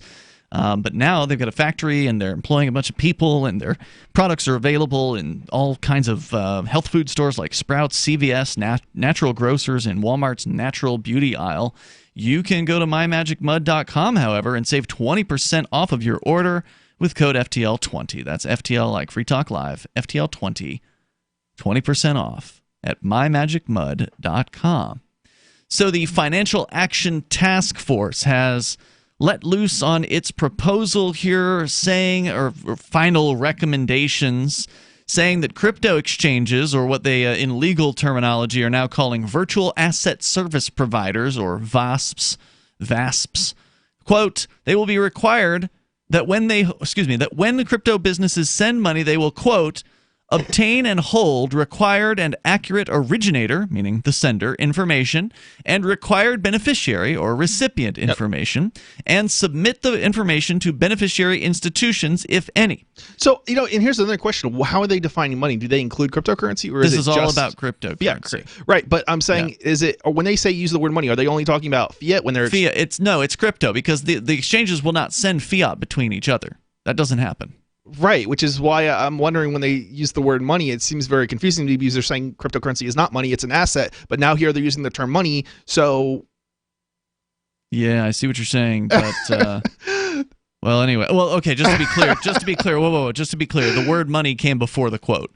Okay. So the author of this article used the term money to mean cryptocurrencies. Okay. The quote itself starts with the instructions of obtain and hold the required and accurate. So they're talking about crypto then? They're talking about crypto, which because, at that again, point, exchanges do not send fiat between one another. That doesn't happen. Right, but they do send, exchanges would send and receive fiat in order to purchase cryptocurrency or to withdraw from an exchange, correct? But only from and to the customer. Right. So that's all. I would expect that the exchanges would send crypto between them. They send crypto between them. They do not send fiat. Would send fiat between them also. Cause I've never seen it happen. Really? Yeah, how would you? You can send stable coins between them, but you cannot send U.S. dollar balances. Well, certainly the users can't. I would think the administrators of the exchange. Well, if an exchange wants to send, I would expect the exchanges when they detected a major imbalance between their prices and some other exchanges' prices would then want to go arbitrage. Yeah, I and suspect that would require sending fiat. Sure. Now you're talking about the exchange being a customer of another exchange. That's not what we're talking about. Maybe they here. do that all through USDT. I don't know. It would be easier that way than sending a wire transfer. But regardless, back to the story here. So they're saying that further, countries should ensure that beneficiary institutions obtain and hold required, not necessarily accurate, originator information and required and accurate beneficiary information. So they're saying basically you got to share information with one another. Under the new guidance, the required information for each transfer will include the originator's name, meaning the sending customer, the originator's account number, where such an account is used to process the transaction, the originator's physical address, in geographic address, or national identity number, so like your social security number, or customer identification number that uniquely identifies the originator to the ordering institution or their date and place of birth. Wow, so here's the question. That's a huge privacy violation. I want to know is, when I send a wire transfer to some customer in Germany, does the bank over in Germany get my social security number? I don't think so. So this is something that would be on top of and beyond what a normal bank would already do. I think the bank probably would get it. I mean, I think you're right. I think that's basically. I think you might be right. I think post 2000 something that might be the case. Yeah, I know they're supposed to have some information like that. Are already in place for banks. What I don't know is if the social security number would be included, but the name certainly. Well, remember this requirement has a bunch of ors in it. Yeah. So your physical address or national identity number or customer identification. Oh, okay. Number, so they're probably sending my address to another bank. You're definitely getting your address sent out. Yeah. Not my social security number. It would be interesting to look or to ask. Well, they may not be able to just tell you. I doubt the bank is even going to know. I mean, it goes to a central. They may know, but they may not tell. The TD. I mean, look, like your bank, whoever your bank is, it goes to some other part of the bank basically to do the actual wire transfer. The process, right. It's not being done by your local branch or whatever. They will also be required to transfer the beneficiary's name and beneficiary's account number where such an account is used to process the transaction. unquote, calling the, quote, threat of criminal and terrorist misuse of virtual assets a serious and urgent issue. The FATF said in a public statement that it will give countries 12 months. Okay, so I was wondering how long this was going to take. To adopt the guidelines with a review set for June of 2020. Yeah, because these are not guidelines. These are like laws essentially for all effective purposes that are being applied. Unaccountable. Right, totally unaccountable. Yeah, you can't elect these people. You can't opt out of this system. Nope.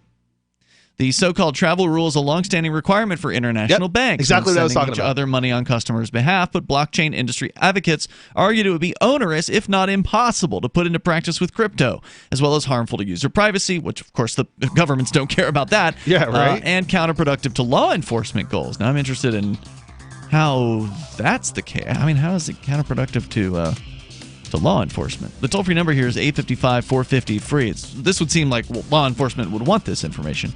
855-450-3733. You can take control of the airwaves here. This is Free Talk Live.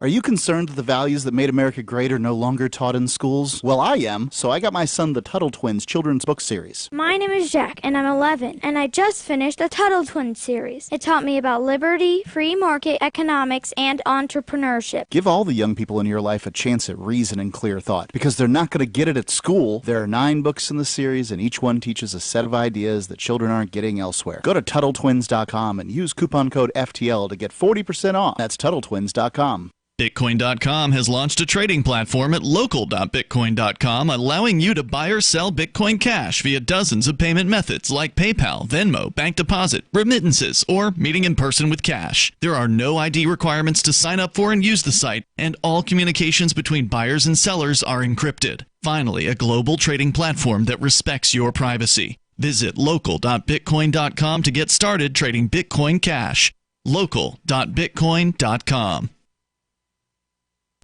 Would you like to hang out with Penn Jillette? He's keynoting Freedom Fest this year. I, for one, am thrilled. Freedom Fest is the largest liberty-oriented gathering in the world. They take a Big Ten approach with libertarians, conservatives, liberals, anarchists, and just open-minded people mingling together to hear real debates, share real solutions, and converse freely. This year's theme is the Wild West, a time of liberty and opportunity, or a time of anarchy and violence. Maybe both. Go to freedomfest.com/FTL and get your tickets now. freedomfest.com/FTL.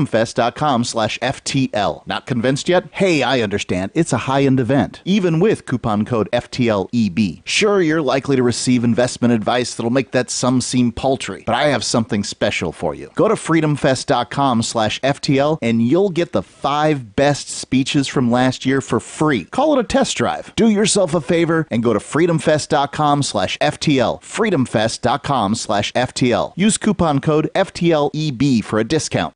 Bitcoin.com has launched a trading platform at local.bitcoin.com, allowing you to buy or sell Bitcoin Cash via dozens of payment methods like PayPal, Venmo, bank deposit, remittances, or meeting in person with cash. There are no ID requirements to sign up for and use the site, and all communications between buyers and sellers are encrypted. Finally, a global trading platform that respects your privacy. Visit local.bitcoin.com to get started trading Bitcoin Cash. local.bitcoin.com.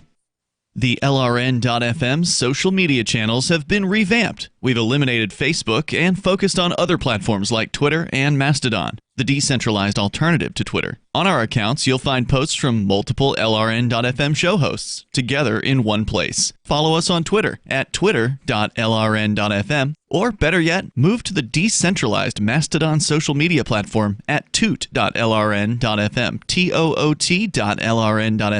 I think you'll like it.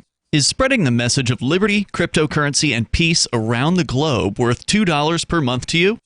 As you may already know, in addition to our internet feed, LRN.FM broadcasts on free-to-air satellite across North and Central America, as well as Sub-Saharan Africa. And we've been available on satellite for free 24/7 since 2010. The LRN.FM free-to-air satellite signal is reaching some of the most oppressive regimes in the world, and there's no doubt our ideas are making an impact. You can learn more about the channel's impact by watching the 3-minute video at fund.lrn.fm. If you'd like to help free minds globally with our ideas of liberty, cryptocurrency, and peace, you can donate as little as $2 per month via fund.lrn.fm. You can help us continue and expand our satellite broadcast to multiple continents. Visit fund.lrn.fm today, and thank you for your help. Don't forget to share the link on social media. That's fund.lrn.fm. What's up next? Visit the Liberty Radio Network program guide to find out at shows.lrn.fm. That's shows.lrn.fm.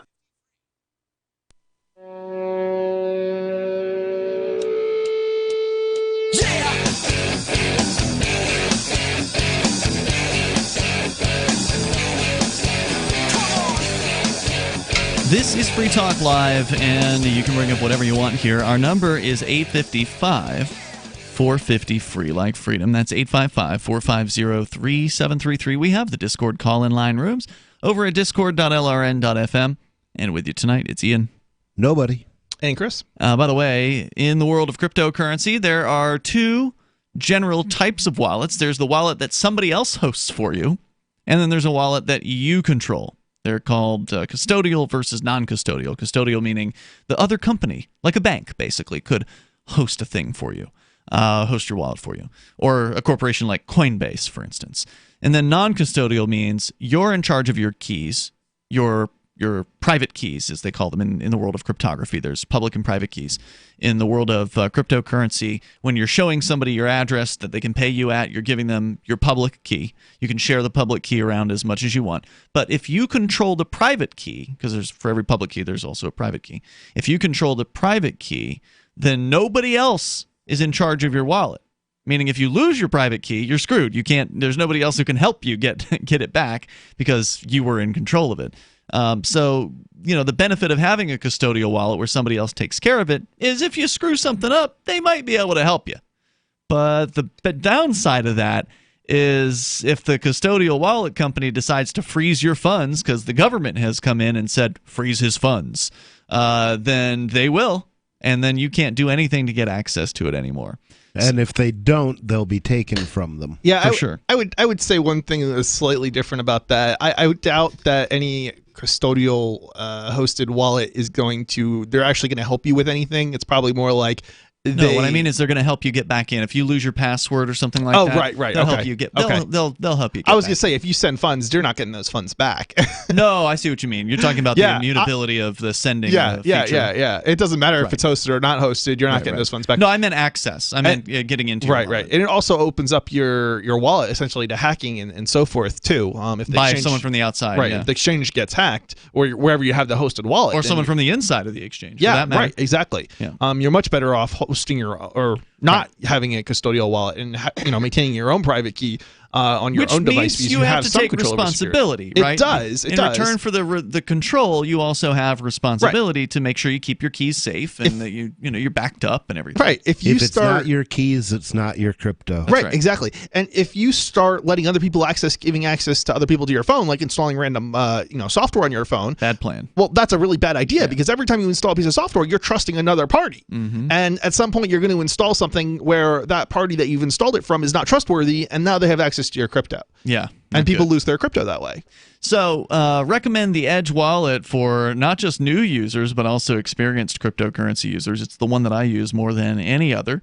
And you can go to edge.app to learn more about Edge Wallet. It's available right now for iOS and Android devices. You can buy, sell, trade, and securely hold your cryptocurrencies. It's user-controlled. You own your crypto. And they got a bunch of them in there like Bitcoin, BTC, Bitcoin Cash, Ethereum, tokens, Monero, Ripple, Stellar, Dash, and more. They're a veteran team building since 2014. Secure your freedom with Edge. Go to edge.app and get your Edge wallet. As we continue here with disturbing news coming out of the financial FATF, Financial Action Task Force. They're taking action against these cryptocurrency exchanges, or what they're calling virtual asset service providers, saying that not only do crypto exchanges need to begin passing information to and from one another about who holds which account numbers and such, because when you have a cryptocurrency exchange, if you've got an account at one of them, there's usually a list of showing all the different cryptos they have, and then your balances of each of those different cryptos. And you can either deposit into that crypto or one of the cryptos, or you can withdraw from. So if you have a balance, you can take out. And so what they're saying is if you're going to withdraw from, let's say, Bitcoin from exchange A into a different exchange, that other exchange needs to be informed. Both exchanges basically need to have information about who's holding which accounts on which exchanges. Now, I'm curious, what are they going to do about a black market exchange, right? Because if they're required to cooperate with the other exchanges, but there's an exchange that doesn't cooperate, they wouldn't know that they would have no idea where the black market exchange addresses were. So the only way they would know. So okay, just let's talk a little more about how this works for listeners that are maybe new, and then we'll go to there's a gentleman waiting here on our Discord line. But when you generate a Bitcoin address, or for most cryptocurrencies this is true, when you generate a Bitcoin address, no one has to know that event has occurred. Okay, so you're not asking permission from anybody. There's no, unless you're using like a Coinbase, one of these hosted wallets we were talking about. If you're not using a hosted wallet, if you're using Edge Wallet or Coinomi or a myriad of these non-custodial wallets, when you generate a new wallet, you've just done that. There's no record of it necessarily that it was you. And especially if you're like protecting your internet connection through, say, a VPN plus Tor or something like that, using that wallet is relatively protected, as I understand it. Yeah, well, it's literally just generating a random number. So yeah, nobody knows. Right. Yeah. So the only way someone could know which Bitcoin address is yours is if you say, "This is my address," and you share that information with the public. So like if you go to the Free Talk Live Bitcoin tip jar and you go to bitcoin.freetalklive.com, you can see a Bitcoin address is on that page. You know that's associated with Free Talk Live because we told you. Yeah, and this is why some sites will actually generate a random, a new random address for every single transaction too. Almost all of them do that these days. Well, I don't know about the one on the Free Talk Live website. Yeah, no, that's just a graphic. Yeah. Same thing with our website for Freedom Decrypted. But like the wallet software generally generates new codes for every but I'm talking about the actual website. When you make a donation on some websites, they will generate a new code. We're not that fancy. Yeah, no, neither we are. Neither because I'm not really that concerned. No, I don't think there's too much to be concerned about either, especially if it's it's a talk show. But I still use my own custom address that I got from years ago. 2019 or 2012, yeah, something like that. Yeah. All right, let's go to your calls and thoughts. We can get back into what they're going to be requiring because it may be a crackdown also on other companies, not just the crypto exchanges here. But let's talk to Wesley. He is in Manchester, New Hampshire, on our Discord call-in line rooms. Go ahead. Yeah, so I did have a question that's kind of related to this topic. I went because this crypto exchange was kind of advertised around a lot. It's called shapeshift.io. Yeah, and I went on it and I tried to create an account, but I soon realized that this exchange was you need to publish your government ID to be on this. They didn't always have that. That's new. They used to not have that. Changely is another one that does not require that. And not yet. And they don't require you to install an app either. So yeah, this is really unfortunate about Shapeshift because we actually know, I mean, I can't speak for all of you, but I know who the owner of Shapeshift is. His name's Eric Voorhees. He's actually a Free Talk Live longtime listener. He used to be an amplifier way back in the day. Before he was crypto Eric Voorhees, he was just libertarian Eric Voorhees who came to the Free State Project Liberty Forum with his very attractive girlfriend who ended up becoming his wife, and they were like taking pictures in their hotel room, and there's all kinds of fun stuff going on. But yeah, so then he got into this Shapeshift thing, and his original business model was there was no account required. You could just go to their website or use a plugin or whatever, and you would say, I've got Bitcoin, I want to turn it into Dash. They would give you a Bitcoin address. You would deposit your Bitcoin at that address, and then 20 minutes later, or however long, 20, 30 minutes later, they'd spit out the Dash into the address that you provided for your Dash address. And it was super easy and no account required. And then something happened within the last year. I think it was probably within a year from now. that all of a sudden they said, well, now you got to have an account. Well, now you got to be KYC'd, which stands for Know Your Customer. You have to install their app, too, I believe now. At least I know on my phone, it doesn't give me an option to not use their app. I haven't even bothered. I'm like, okay, well, me sorry. I mean, I've been trading through Exodus. That works fine for me. We got more coming up here. I don't know if you had more, Wes, but you're welcome to stand by. What do they use, Rich? Is there an outside service that Exodus is using for that? I don't know. Because I know Edge Wallet's teamed up with Changely, so when you do it in the Edge Wallet, it actually uses Changely right there. That makes sense. With no logging in, which is sweet. More coming up here. This is Free Talk Live.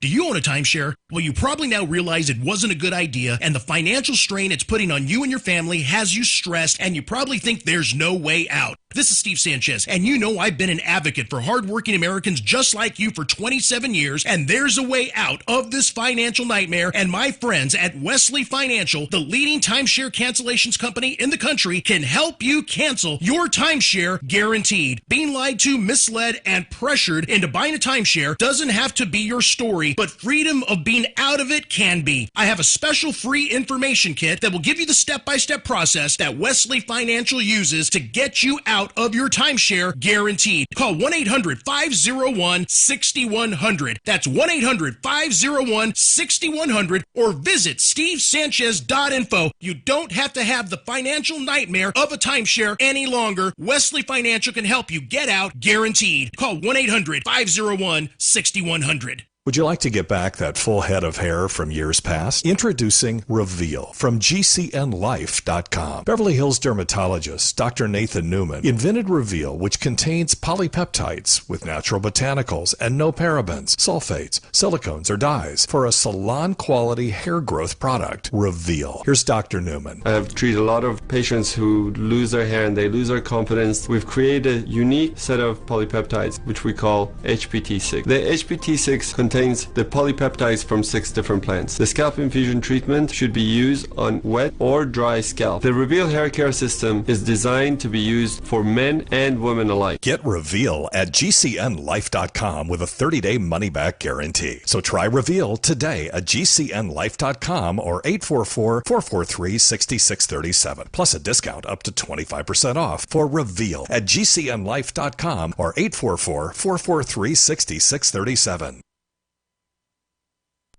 Hi, I'm Derek J. To me, an activist's calling is to actively work to advance a cause. The cause for which I work is personal freedom. I believe my life is best when I engage in voluntary interactions and self-government. I reject the idea that anyone else has a higher claim to my life or my body than I do. I see people who call themselves the government as a threat to my personal freedom. I realize you may feel differently, but my relationship with the people who call themselves the government is completely involuntary. If Starbucks used some of its money to drop bombs, I wouldn't shop there. So why would I support the American empire? The empire does not require my consent. Derek J's Victimless Crime Spree. Watch it for free and order the Director's Cut DVD at victimlesscrimespree.com. That's victimlesscrimespree.com. Some of you asked, and now we've delivered. LRN.FM's live Keene, New Hampshire studio shows are now streamed in HD on Twitch. Visit our channel at twitch.lrn.fm and give it a follow. If you have Amazon Prime, you get 1 free subscription on Twitch. If you use it on our channel, Twitch will give LRN.FM a monthly piece of your Prime subscription cost. So please watch, follow, share, and subscribe to twitch.lrn.fm. That's twitch.lrn.fm. I'm a little obsessed with My Magic Mud. Several years ago, I met Jessica Armand, the founder and CEO of My Magic Mud, and I didn't even know my teeth were coffee stained. A week's worth of use convinced me, and now I use it every 3 or 4 days. It's clinically proven to whiten teeth, and I think it cleans better too. My Magic Mud's available at most local health food stores, Sprouts, Natural Grocers, CVS, Walmart's Natural Beauty Aisle, but I can get it for you for 20% off with coupon code FTL20 at mymagicmud.com. FTL20 mymagicmud.com. Join the LRN.FM Discord for live chat 24/7 at discord.lrn.fm. That's discord.lrn.fm. This is Free Talk Live. You can bring up whatever you want here. Still to come, Amazon can be held liable for third-party sellers. That's on the way tonight.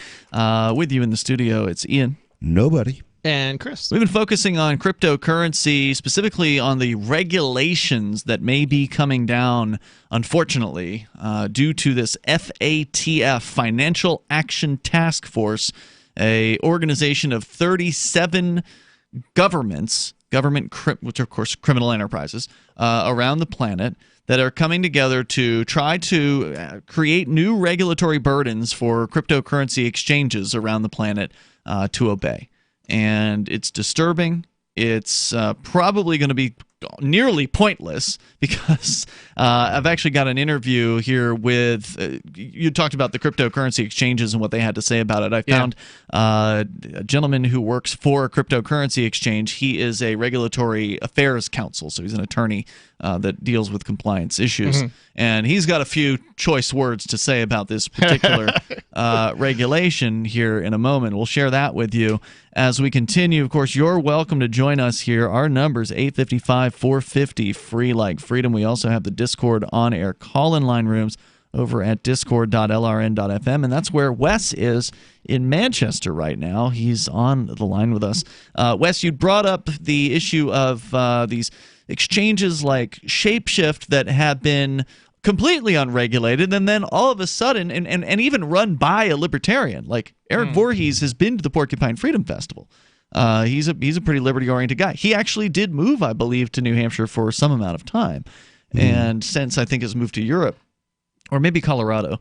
But either way, he is a liberty-minded person, and so when I saw his company, Shapeshift, all of a sudden jump into the deep end of know your customer requirements, I thought, boy, they must have gotten to him. I wonder if he sold the company. I would have heard about that. Yeah, if he'd have sold the company. Okay. Yeah. Well, that's the thing, is as soon as you become big or notable, they will get to you. Yeah, and it sounds like they did. And he never really, he used to write articles sort of lambasting the government frequently. And I never saw him write an article about, well, they threatened us, and I feel like I've got to regulate now, so sorry, but we got to do this. He never wrote that article that I've seen, at least. Wow. Yeah, it exists. I want to know about it. Sometimes maybe we should give him a call and ask him what happened. I don't have his phone number.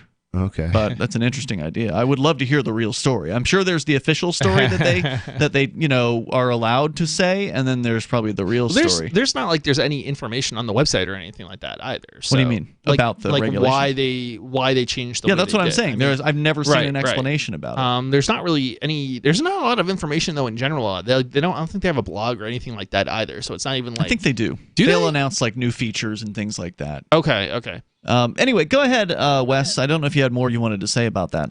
Yeah. So, for example, if you go to a Bitcoin ATM or you go to a crypto exchange and they're demanding your passport, your government ID, or something like this, do you think you should give your ID or no? Well, I mean, hold on. If you want to get on the website, then you have to. There's no way. There's no other way around it. If you want to avoid identifying yourself, then you generally have to jump through a few more hurdles to trade your crypto. So you may have to go on a decentralized exchange. But he's asking you, should you? And I'm saying, I would say no to that. I think you would too. You shouldn't have to, right? You don't think that you should have to. Well, you shouldn't have to, but if you want to use the site, you have to if you want to use the but site. You can't I understand how things are, but that doesn't mean you have to and sell in cash. You don't have to agree with the way things are, right? Was your question about? Can you clarify the question, because we're arguing on it. We're not agreeing on what you're saying. Okay, so if you go on to shapeshift.io and they say in order to trade here we have to have your government ID, should you just refuse the service entirely and then look for another well, that's up to you. I mean, find another way to get crypto. I wouldn't tell you what you should or shouldn't do. If you want to, but you would say what you would do, right? I have registered for a myriad of exchanges and given up my private information. Right. I would say that I wouldn't do that, but that doesn't necessarily mean we're all in the same boat, right? So I wouldn't tell you what you should or shouldn't do. It might make sense. I have done that, but I encourage as few people as possible to do that. Right. It's better to do business in cash with people you know and let them do that. I would say this: if you value privacy over everything else, then no, you should not give up your privacy in order to use that exchange. On the other hand, if you don't care, then whatever. It's not like there's not other options out there, and that's, I think, the thing. For most people, most of them are going to want your ID. Well, there's not all of them. Changely doesn't. I mean, we already know that there's there are a ones few that do examples not. of exceptions. I think ultimately you do have a choice. I mean, you can not use that exchange. You could go to a vending machine. You could. There are other options. Many right? vending machines also require ID. Not there all are of them. other options, but they're not do any many. of them in New Hampshire required, other than the one by? I'm trying. Is it something Frog? All of the ones run by corporations in New Hampshire are which is like requiring what ID. One? There's a handful of them. There's a couple in Manchester. Are there a few more now? There's a few in Manchester that are corporate machines. I thought there was just one company owning like 3 machines in New Hampshire that were corporate. No, there's at least 2 or 3 corporations that are running. Okay. Well, I certainly know that there's like 2 out of the 3 in in Keene at least are not demanding ID. Yeah, and the FinCEN sent a threatening letter to us.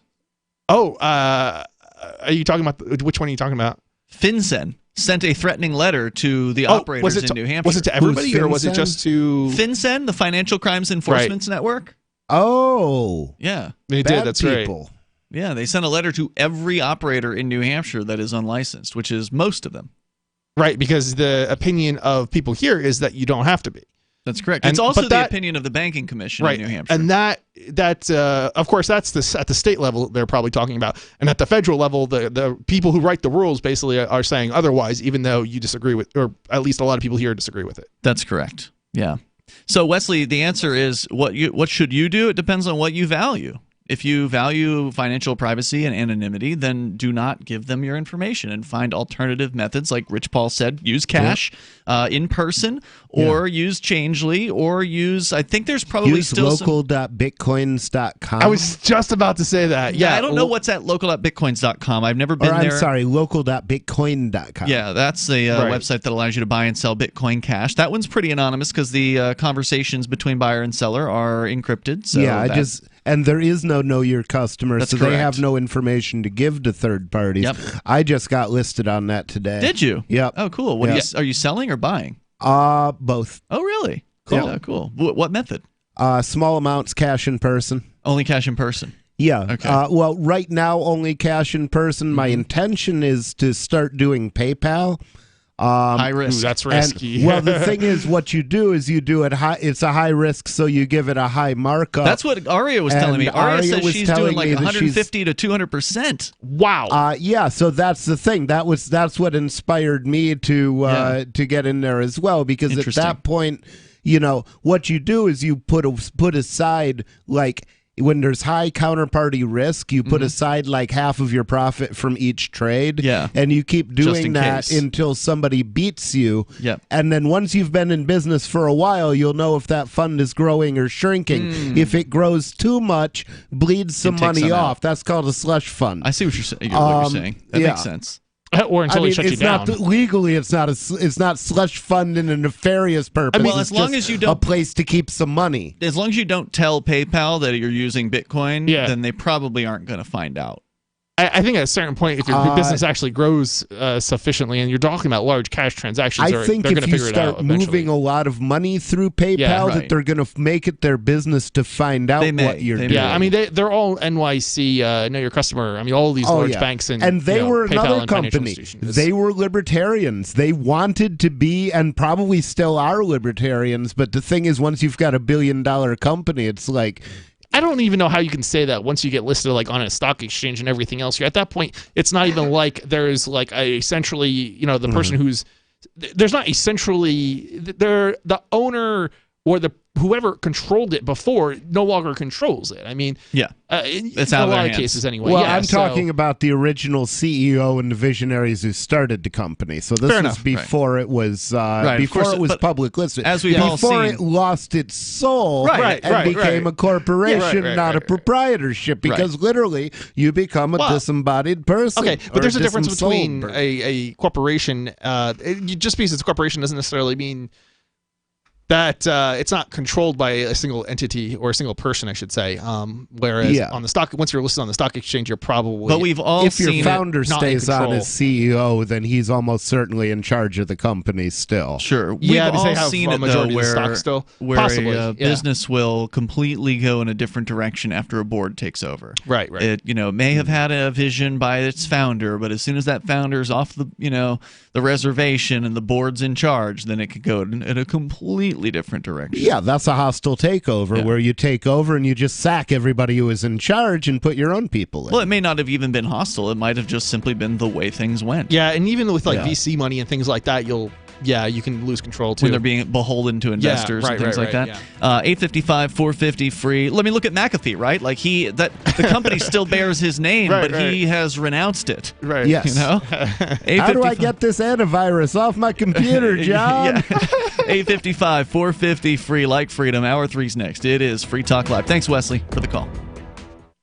I'm a little obsessed with My Magic Mud. Several years ago, I met Jessica Armand, the founder and CEO of My Magic Mud, and I didn't even know my teeth were coffee stained. A week's worth of use convinced me, and now I use it every 3 or 4 days. It's clinically proven to whiten teeth, and I think it cleans better, too. My Magic Mud's available at most local health food stores, Sprouts, Natural Grocers, CVS, Walmart's Natural Beauty Aisle, but I can get it for you for 20% off with coupon code FTL20 at mymagicmud.com. FTL20, mymagicmud.com. Bitcoin.com has launched a trading platform at local.bitcoin.com, allowing you to buy or sell Bitcoin Cash via dozens of payment methods like PayPal, Venmo, bank deposit, remittances, or meeting in person with cash. There are no ID requirements to sign up for and use the site, and all communications between buyers and sellers are encrypted. Finally, a global trading platform that respects your privacy. Visit local.bitcoin.com to get started trading Bitcoin Cash.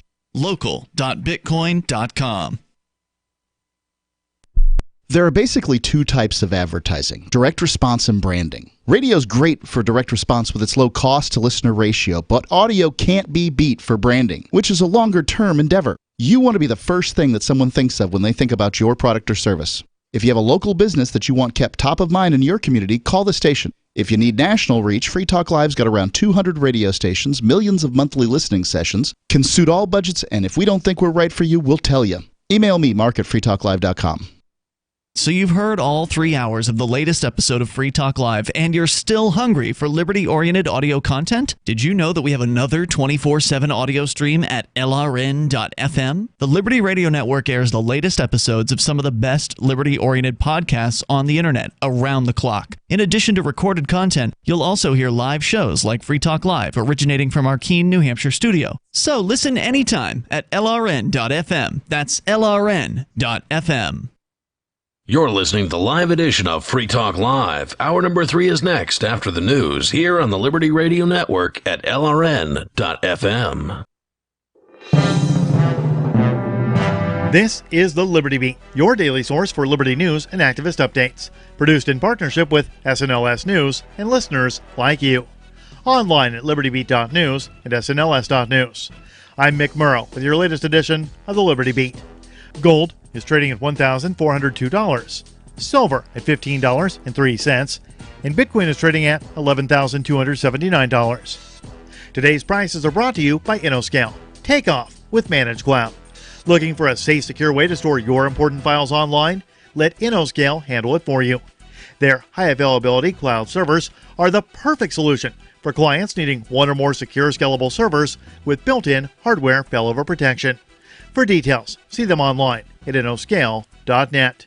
In the news, Iran has called for the immediate release of its oil tanker after British Royal Marines boarded and seized it off Gibraltar, after it took a long 90-day trek around the tip of Africa, presumably to evade sanctions enforcement en route to Syria.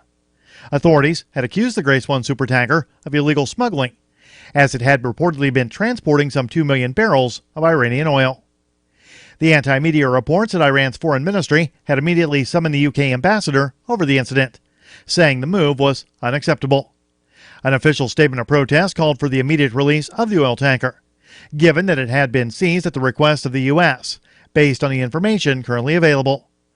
Iran's position is that the EU sanctions on Syria have not been endorsed by the UN, while the U.S. received the news as a positive development in the global crackdown on Iranian oil.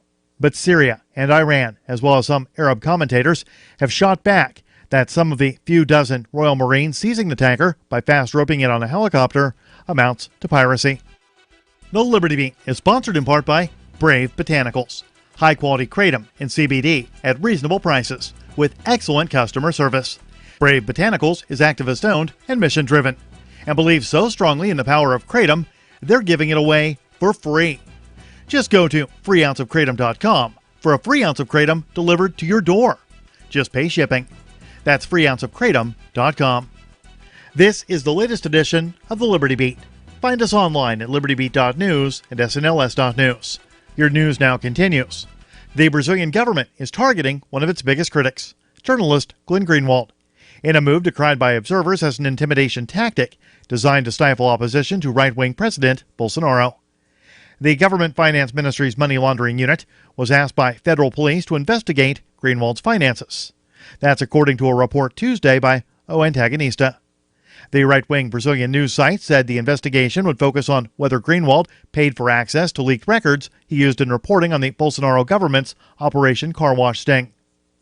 Activist Post reports that attacks on Greenwald and his family, including husband David Miranda, a member of Brazil's Congress, were criticized by UN and Organization of American States Edison Lanza and David Calle. Nothing, says Police State USA, quiet like a SWAT team raiding a family home and killing their dog because they're unable to pay their gas bill. The woman whose dog was killed and home destroyed by SWAT officers is Angela Zorek, and her story about her police state experience will shock the conscience. After fighting the system for nearly 5 years, Zorek's family is finally being compensated. Activist Post reports that according to a lawsuit, which was settled this week, Zorek was the victim of a massive military-style raid and subsequent puppycide. The raid was carried out because police said they needed, quote, to check if her home had electricity and natural gas service, end quote. Zorek admitted to the police she did not have gas, but said she did have electricity. Zorek asked for another inspection to prove that she had utilities. The officers told her that was fine, but the investigation would continue. The next day, April 29, 2014, the home was raided by multiple officers from the St. Louis County Police Tactical Response Unit. Support for the Liberty Beat comes from the Conscious Resistance Network, featuring videos, news reports, and articles from a spiritual anarchist perspective. Experience the Conscious Resistance at theconsciousresistance.com. How would you like to have your business featured on the Liberty Beat? You can. Just send an email to libertybeat@snls.news for details.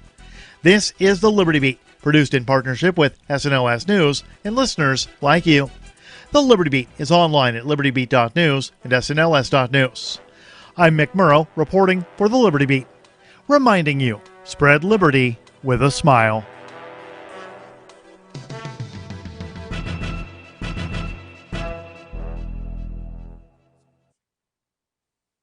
The only nation where this regularly happens concludes that there's no way to prevent this. A college rape victim is pretty thrilled about recounting her assault to a faculty committee, and the nation's depressed individuals march on the Atlantic Ocean. This is the Onion Week in Review. Secretary of Veterans Affairs Eric Shinseki announced plans this week to improve healthcare for American veterans with a new $500 million state-of-the-art waiting room. The 150,000 square foot complex will reportedly feature a wide selection of magazines, 2 water coolers, and receptionists who will immediately give veterans vague answers about how long they can expect to sit there before receiving inadequate healthcare. And in this week's commentary, a local man finds owning a cat is a great way to meet women who magically appear in your living room. In other news, a new study finds employee morale drastically improves after watching a coworker throw a fit. A wise oracle proclaims to all at a barbecue that he felt a raindrop, and an elderly man is hailed as alert. This is the Onion News Network.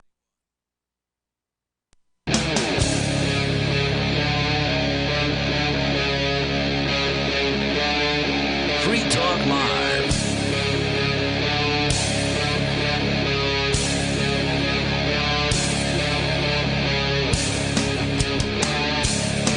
It's Free Talk Live, and you can dial in toll-free here to bring up whatever you want. Our number is 855-450-FREE like freedom. That's 855-450-3733, and we have the Discord call-in line rooms over at discord.lrn.fm. Joining you tonight, you've got Ian. Nobody.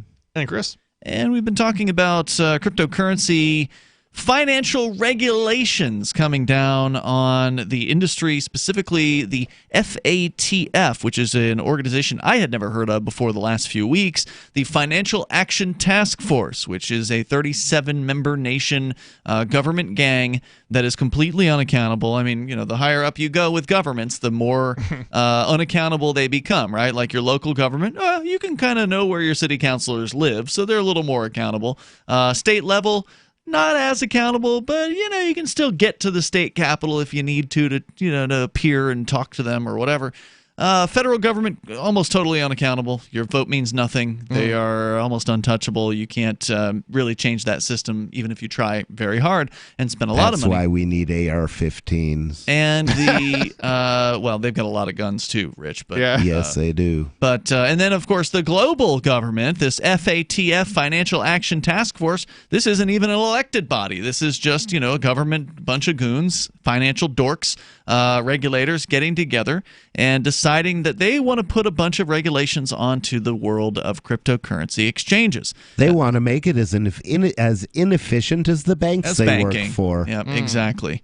The story here from Coindesk.com gets into a little bit more information about this, specifically not just because what they're saying they want the crypto exchanges to do is exchange customer information with one another. So, if you like one exchange over another exchange, well, if this comes to fruition, all of them will have to exchange customer data, so it won't matter. They'll all have access to your social security number and, your other private data. So the next move is for the FBI to set up an exchange on that platform, and then they'll have access to all that information. Yeah. According to the story here, the exchanges, or at least industry advocates, have argued it would be onerous, if not impossible, to put this into practice with cryptocurrency, harmful to user privacy, and counterproductive to law enforcement goals. We can go into some of those details, but they also, these new guidelines, as they're called, now as you pointed out, these are not guidelines, these are mandates, because if the countries in question do not put these into place, they will be blackballed. Yeah, the other 190-something countries that are, or 80-something countries that are not on that list. Even the ones that aren't members will have to do this if they want to stay in the game. The guidelines also say that suggest that individuals using crypto wallets to transmit value could be designated as a VASP. VASP stands for, Virtual Asset Service Provider. That's the term they're using for exchange. I want to know, how are they going to determine that? I mean, are they going to start listing addresses? And then what happens if there's a new address for each individual, person? Or the person creates a new address for each individual that is going to send them money, right? Because then how do they deal with that? It's an incredible burden for anybody to do this, especially the individual. And this is just an interpretation. They're saying that it could, that the individual could be subject to these licensing requirements if they are transmitting crypto as a business. In the cases where... Wait. A business. So, my company, which all we do is accept cryptocurrency, would somehow become a VS... No, more like our businesses on local.bitcoin.com. It's not clear. Okay. We have not read, none of us have read these regulations. There's right. The article just says... Well, this is speculation about speculation that's published in the newspapers. So correct. That's about I don't know that we're right about any of this. Yeah, I mean, and even if you read this the actual... is not legal advice. And here's the thing, even if you actually do read these documents, you probably won't understand it either. So because confusing. It's just going to open up more questions than answers, and their own examples will contradict what they've said. Here's an excerpt. Well, the thing is, the nice thing about that system is nobody really understands it. So everybody will ignore the rules, but there are the initiated, the people in the club, where if they break the rules, like Hillary Clinton or Donald Trump broke the rules, then people are going to turn their heads the other way. But if you or I break the rules as anarchist activists, then they're going to zero in on us. Yeah. And that is, Ayn Rand talked about the best weapon for government being laws that can be neither interpreted nor enforced nor understood. Or no, interpreted, enforced, nor obeyed. Yeah, and I just want to say I didn't read these particular rules, but I did read some recent U.S. rules, not all of the rules, but and they gave examples of how to comply and stuff and what businesses it was applicable to and stuff. And even there, it was they say one thing in the rule and then they give an example and they say this is illegal, and then it's like, well, hold on, up in your rules it says otherwise, and it's like, if they can't even write the rules and be, if it's fairly clear what they write in terms of the rules, and then they give you an example and it contradicts the rules. Makes it more confusing. Right. It even makes it more confusing. And that's exactly the kind of thing that I've seen. If it was fairly clear, you could do it yourself. But if it's incomprehensible, you have to have an attorney, which gives you plausible deniability on mistakes. Which you is can what blame they want. him. They want you to hire themselves. They want you to hire an attorney because they are attorneys. I heard that the guy who was the head regulator in New York State that created the BIT license is now a consulting attorney. Oh, yeah. He's set up opportunities for him to butt rape us, and now he's going to come and butt rape us. That's exactly what happened. So you can now hire that guy to get you through the regulations that he created. Yep. Yeah, that's New York for you. That's any state. But There's all sorts of fatal tasks that I want to hire this man to do. Please take a walk on the sun for me. All right, so Rich, you may have been right with your speculation. Let me read you a little bit of an excerpt here. Quote, in cases where the VASP is a natural person, it should be required to be licensed or registered in the jurisdiction where its place of business is located, the determination of which may include several factors for consideration by countries, says the document. Further, the FATF said that individuals are not VASPs if they use crypto to buy goods or services, or if they make a, quote, one-off exchange or transfer, unquote. So then does that mean that as long as I buy cryptocurrency and then do business, it doesn't apply to me? Because that's kind of what I think the answer is it depends. It means if you're not in the business of exchanging crypto for money. But it says if you are. Oh, okay. Wait a minute. No, it did say just buy and not. Okay, never mind. Ignore me. I was just. So that would be a really good reason to have a silver and gold bullion shop that also traded in crypto. FATF is also giving countries the option of requiring foreign VASPs that provide products or services within their jurisdiction to register with the appropriate authorities. They go on to say here that for enforcement purposes, FATF recommends the countries consider using open source information and web scraping tools to identify unregistered or unlicensed operations advertising their services. Authorities should also include or consider public feedback, information from reporting institutions, and non-publicly available information such as intelligence or law enforcement reports.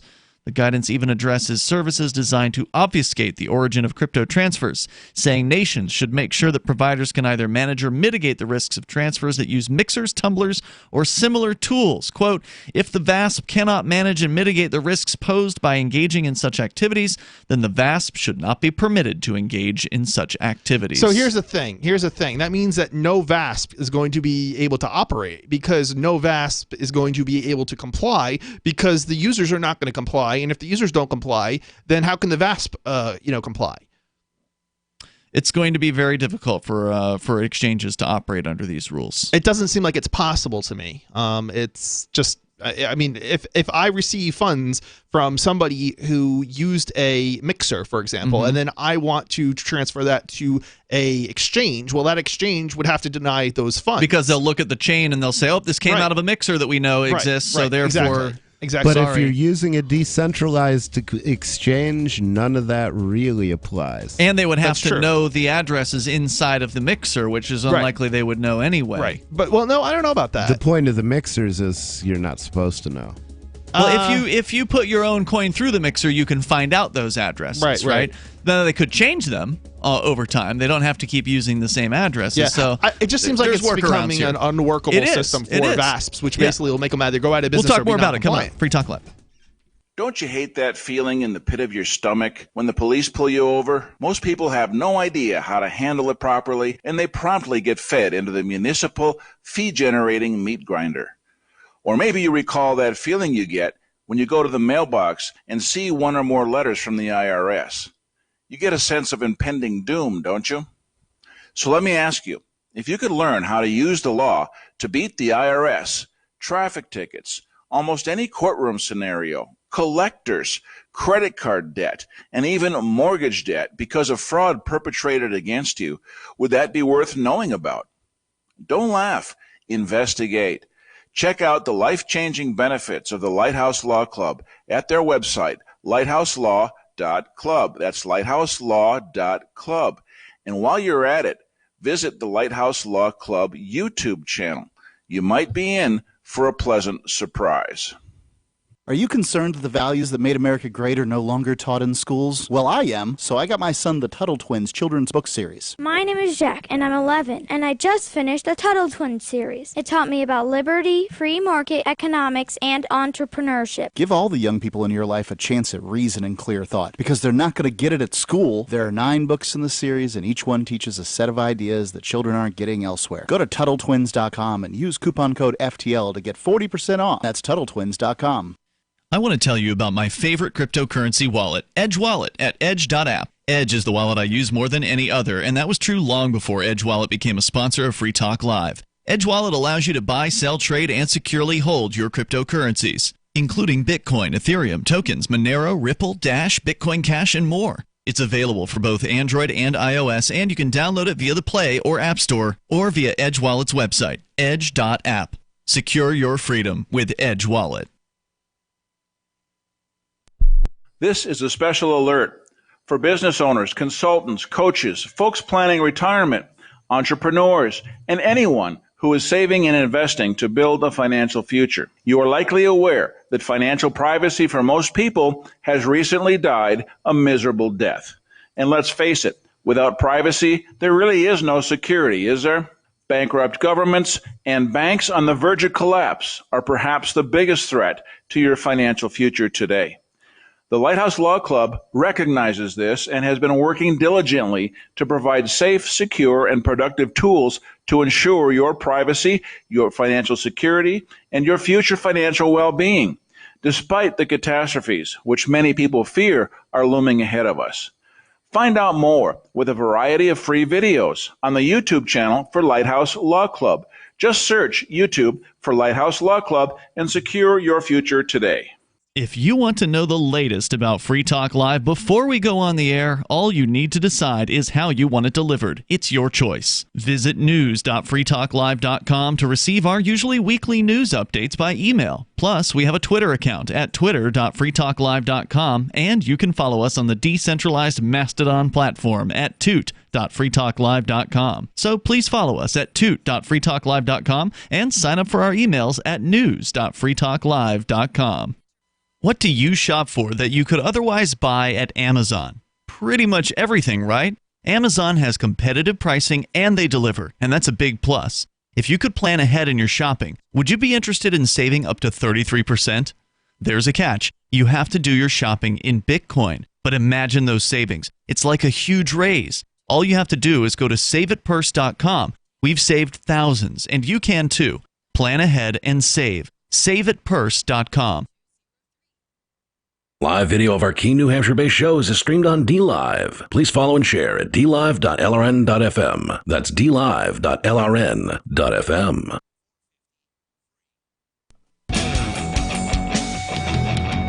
This is Free Talk Live. You can bring up what you want. Our toll-free number here, 855-450-FREE. Of course, you can always weigh in our chat room on the Discord server. There are multiple chat rooms there. There's the one that's called On Air Now. That's where generally people hang out during the show and discuss sometimes what we're talking about on the air. Sometimes they're not. But you can go over to discord.lrn.fm. You can get interactive there. It is a free service, and it's there around the clock. Anytime you want, there's usually somebody in there hanging out talking about stuff over at discord.lrn.fm. And for a long time, libertarians and voluntarists, liberty-loving anarchists have wanted a useful, easy-to-use, well-designed business directory.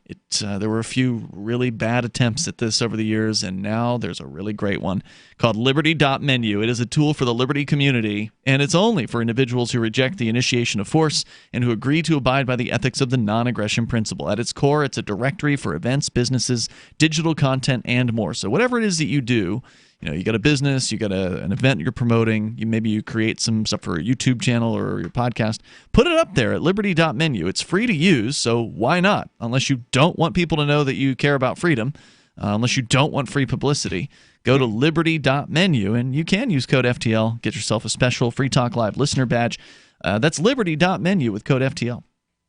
So we got one of the Horizon guys who actually visited our studio within the last week. Nate is in our chat room, as he points out, since we've been talking about this crackdown that seems to be coming against the cryptocurrency exchanges. He says zero-knowledge empowered decentralized services will become absolutely necessary. And he may be right. And Rich, this I think goes back to what you were saying, that this may be the end of the cryptocurrency, the centralized cryptocurrency exchange. We may be seeing the very beginning of the end at the hands of government regulatory agencies that may crush them out. And this is the same pattern that we're observing in the dark web. Where the government has been playing whack-a-mole, and whenever a dark web market becomes prominent, it eventually gets busted, and then it's gone, and then it's the next market. So wait, is there going to be a decentralized darknet market? I think eventually there will be. Now, I know that OpenBazaar, once they've solved the problem of decentralized exchanges that can do cash in person exchanges, then you're pretty much at a dark market. You just need to add different ways of listing your stock. Now, it's been a while since I've been on OpenBazaar, and I know that the designers of OpenBazaar will deny it to the hilt because they can't legally say, yeah, you can use this for darknet purposes. But as I understand it, you could, in theory, utilize OpenBazaar to do this. I don't know if it's being used for that. I don't know if its privacy is where it needs to be yet for it. But OpenBazaar, for listeners that don't know, do you guys want to describe it? Are you familiar with it enough to say? I don't know that much about it. I guess you already have listings on it. I don't have them up right now. Okay. I've used it. I haven't sold anything on it, but I have bought stuff from it, and I set up a store on it. And no one's ever bought anything through it? Well, it wasn't actually up, really. I was partially up. But I had one up for a while selling Derek J's Victimless Crime Spree DVDs, but I never actually got a sale, and then I ended up changing laptops, so I haven't put it back up since then. Yeah, same kind of situation. And if that was a long time ago, then I assume it's getting bigger as time goes on. I hope so. It seems like a good product. There's a 2.0 version out that I've never touched, but it hopefully fixes the bugs in the 1.0 version. It was super buggy at 1.0. Yeah. And unfortunately, I do want to get a set back up actually on that, but I have not. And but I have bought off of it, and so and how was the process? It was actually pretty seamless. It wasn't hard. What did you buy? If you can say, what did you buy? I did, and it was you guys are gonna laugh, but it was an OpenBazaar T-shirt. Oh, okay. From I believe OpenBazaar. Right I believe anyway. I'm not 100% positive, but it was. I don't think there was any way to delineate like official, who's the official, Who knows? who's officially behind it. So I don't know it was actually the OpenBazaar developers, but I presume it was. But that's a good example of a decentralized marketplace that only exists, in that it will not be there if people don't put things onto it, and they're using their own computers as their own servers to serve that information out to the internet. So if, like I said, if my laptop goes offline, you can't order Derek J's Victimless Crime Spree from OpenBazaar. Yeah, interesting. Right. So that's something we've been talking about for a while, and my solution to that is that you should have an internet appliance in your house. That's on all the time, serving servers on all and the time, and it's doing things like, instead of you're giving passwords to websites, let the website connect to your internet appliance and say, hey, this person is trying to talk to me right now. Should I let him? So there are similar systems to that using cell phones now, but it could be universalized. It's like a two-factor device almost. Almost like a two-factor device, but you'd the be approving important it thing manually? is you've got all the secrets. I see. So there's something called IPFS, which is, I believe, Interplanetary File System. Yeah. And that, I don't know if that specifically has been implemented into I don't think it's a server, is it? But what I was told it's at not like a web PorcFest server. was that OpenBazaar ran on IPFS. Oh, really? Well, and I thought that was just that for was storage. the cause of some of the problems. Well, it used IPFS as a storage solution, so that like your ad would be stored on IPFS. When you're offline, basically, your store is still online as a result of that. So some of the problems that it had they may have sort of implemented some solutions to that. And I don't think that was in the 1.0 version. I could be mistaken. Maybe you recall otherwise, Rich? I don't recall one way or the other. I just talked to a developer at PorkFest who was telling me that IPFS was used in the implementation. Okay. Yeah, so I don't know if that was in the 2.0 version only or what the story was, although it might have been in the 1.0. I'm not 100% certain. Let's move on. Yeah. So back to the story about the crackdown against the Bitcoin exchange, the cryptocurrency exchanges. Data analysis company, this from CoinDesk, the data analysis company Chainalysis, among others, has warned that instead of more transparency, this now official rule would spur services to shut down or drop off the radar. But despite hearing such concerns at a private sector consultation meeting in Vienna last month with nearly 300 attendees, the FATF, led by the United States, pressed ahead. Here's the quote from U.S. Treasury Secretary Steven Mnuchin. He said, quote, "By adopting the standards and guidelines agreed to this week, the FATF will make sure that virtual asset service providers do not operate in the dark shadows. This will help the fintech sector, quote, stay one step ahead of rogue regimes and sympathizers of illicit causes." He went on to say, "We will not allow cryptocurrency to become the equivalent of secret numbered accounts, and we will allow for proper use, but we will not tolerate the continued use for illicit activities." Yeah, some tough talk there. This is what they failed to realize. They're not going to let us import marijuana anymore either. Oh, darn it. They said so in like 72. Right. Cryptocurrency is, it's intended, it's designed from the get-go to thwart their ability to undermine and it, all right? their tough talk undermine financial freedom. So it doesn't really matter if they attack it because it is resistant to those attacks from the beginning. The exchanges, however, are not.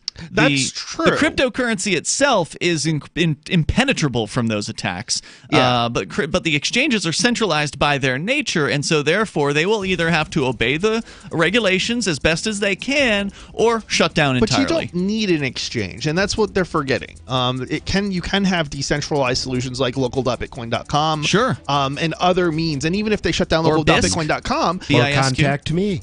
There's more on the way here. There's other ways to get it. 855-450-FREE. That's 855-450-3733. And if exchanges start shutting down, you'll see more of those alternatives popping up. I just accepted myself personally, so problem solved. Business owners, you want more customers? Accept cryptocurrencies. There's people all around you just waiting to spend money at your store. If only you would take it. I know, you've been waiting till someone else makes it easy. Well, good news. HelpMeTakeBitcoin.com adds Bitcoin to your point of sale. Totally free. Use the same equipment you already have, now with Bitcoin. And unlike credit cards, there's no fees. Let the guys at HelpMeTakeBitcoin.com bring new customers to your store. HelpMeTakeBitcoin.com. Are you concerned that the values that made America great are no longer taught in schools? Well, I am, so I got my son the Tuttle Twins children's book series. My name is Jack, and I'm 11, and I just finished the Tuttle Twins series. It taught me about liberty, free market economics, and entrepreneurship. Give all the young people in your life a chance at reason and clear thought, because they're not going to get it at school. There are 9 books in the series, and each one teaches a set of ideas that children aren't getting elsewhere. Go to TuttleTwins.com and use coupon code FTL to get 40% off. That's TuttleTwins.com. On Free Talk Live, we're bringing people to the ideas of liberty every day. From wrestling superstars like Glenn Jacobs. You guys really are having an impact, I believe. Like I said, a lot of where I am now is due to listening to Free Talk Live. You changed my mind on some very important issues years ago. To random people tuning in on the radio. I was kind of stuck in the left-right paradigm. I heard your show by chance on a Saturday night. From there, I went on, joined the Free State Project, and become an amplifier. So, I mean, that's really the reason why I amp is because I know that if it wasn't for you guys being on as many stations as you are, I never would have found the ideas of liberty. Your amp will directly change more lives by getting Free Talk Live in front of people looking for talk radio online and on the air. When you amp Free Talk Live, you get perks like access to the AMP-only Facebook group and AMP podcast. Visit amp.freetalklive.com. Looking for a great real estate investment? Consider New Hampshire, which is ground zero for the Liberty Movement. Your first call should be to Mark Worden from Porcupine Real Estate. He's more than just a real estate agent. He's your New Hampshire concierge. Where are the best places to live? Do you want farm, city, the burbs, or forest? Do you want a duplex or multifamily building so that renters pay your mortgage? There are homes in all price ranges in New Hampshire, and Mark can help with financing too. Invest in Liberty and property. Mark Worden can help. PorcupineRealEstate.com. There are lots of ways to listen to Free Talk Live. Our podcast has been around since podcasts began, and now the FTL feed is loaded with content besides our full show archives. Did you know that we make it easy for you to customize your podcast subscriptions? We have different feeds, one that includes only our full shows, one with just the Daily Digest, and one with just the Edgington Post. You decide what you listen to. It's quick and easy to customize your feeds at feeds.freetalklive.com. That's feeds.freetalklive.com. The Free State Project has reached its goal of 20,000 liberty lovers who've pledged to move to New Hampshire and get active to achieve liberty in our lifetime. Perhaps you're trying to figure out what part of New Hampshire should be your destination.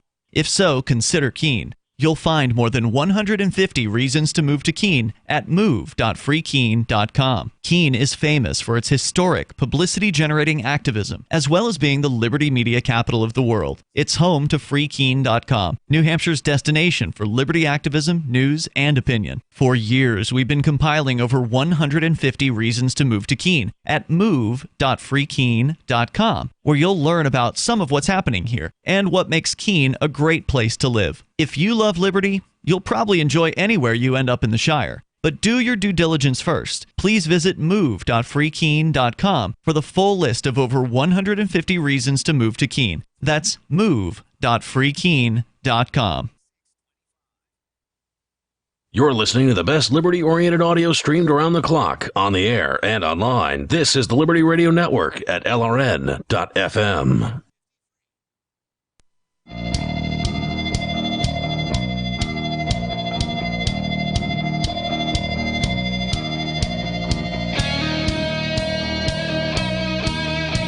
It's Free Talk Live. You dial toll-free. Join us here. The number is 855-450, free like freedom. That's 855-450-3733. In squeezing their grip even tighter over these centralized cryptocurrency exchanges, Chris, you were saying during the break there that you believe that that's just going to do the opposite of their intention and drive users and drive development of decentralized alternatives, that the government is actually going to accelerate that process inadvertently. They're handing our solution to us on a silver plate because they're going to drive, by shutting down the exchanges, they're going to drive the centralized exchanges, which they can control, to the individuals who are using them, to decentralized exchanges, which they cannot control. We just have to wait. What are the best? If that is what's going to happen, if that's what's happening right now, which I suspect it is. We know local.bitcoin.com just launched a month ago, right?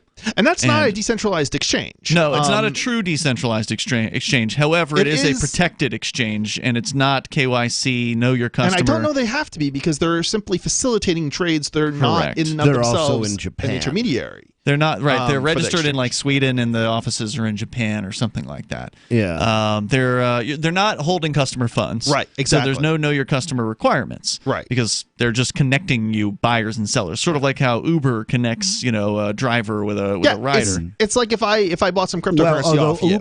Uber technically is in a different situation. It is because you pay Uber and Uber pays the driver, and to some extent they can be held liable in ways that local Bitcoin Com No, a better example would have been what was the pseudo decentralized ride sharing app that we had? The one that never came out, Arcade City. Arcade City. I might be thinking of Arcade City, but not even that. What's the one that actually did exist?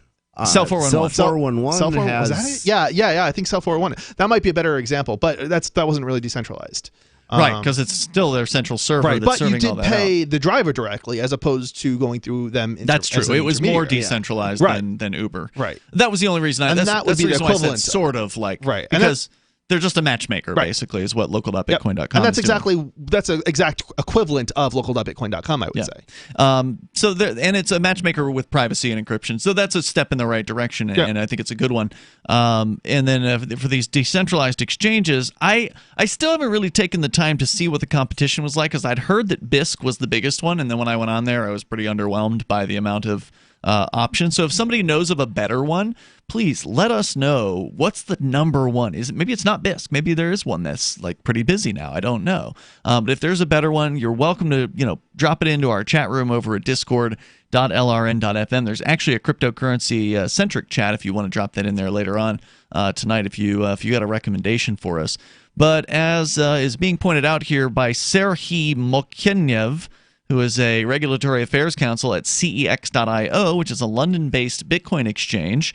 He talks about these regulations from the Financial Action Task Force and says that these new rules that they want to put into place, he says, would be pointless at best when not impossible to follow.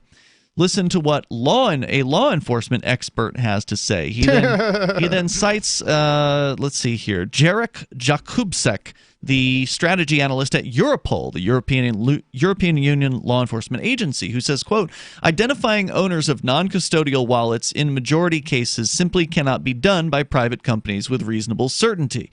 Thus, mandating businesses to do something that cannot be done is an exercise in futility. That's a cop that's saying this. Unless their objective is to shut down all of the exchanges. Which I say bring that on. I mean, I'm sorry for the people who own the exchanges. Yeah. But at the same time... They made a good amount of money. Yeah. Well, they did make a lot of money. A lot of them... They did well.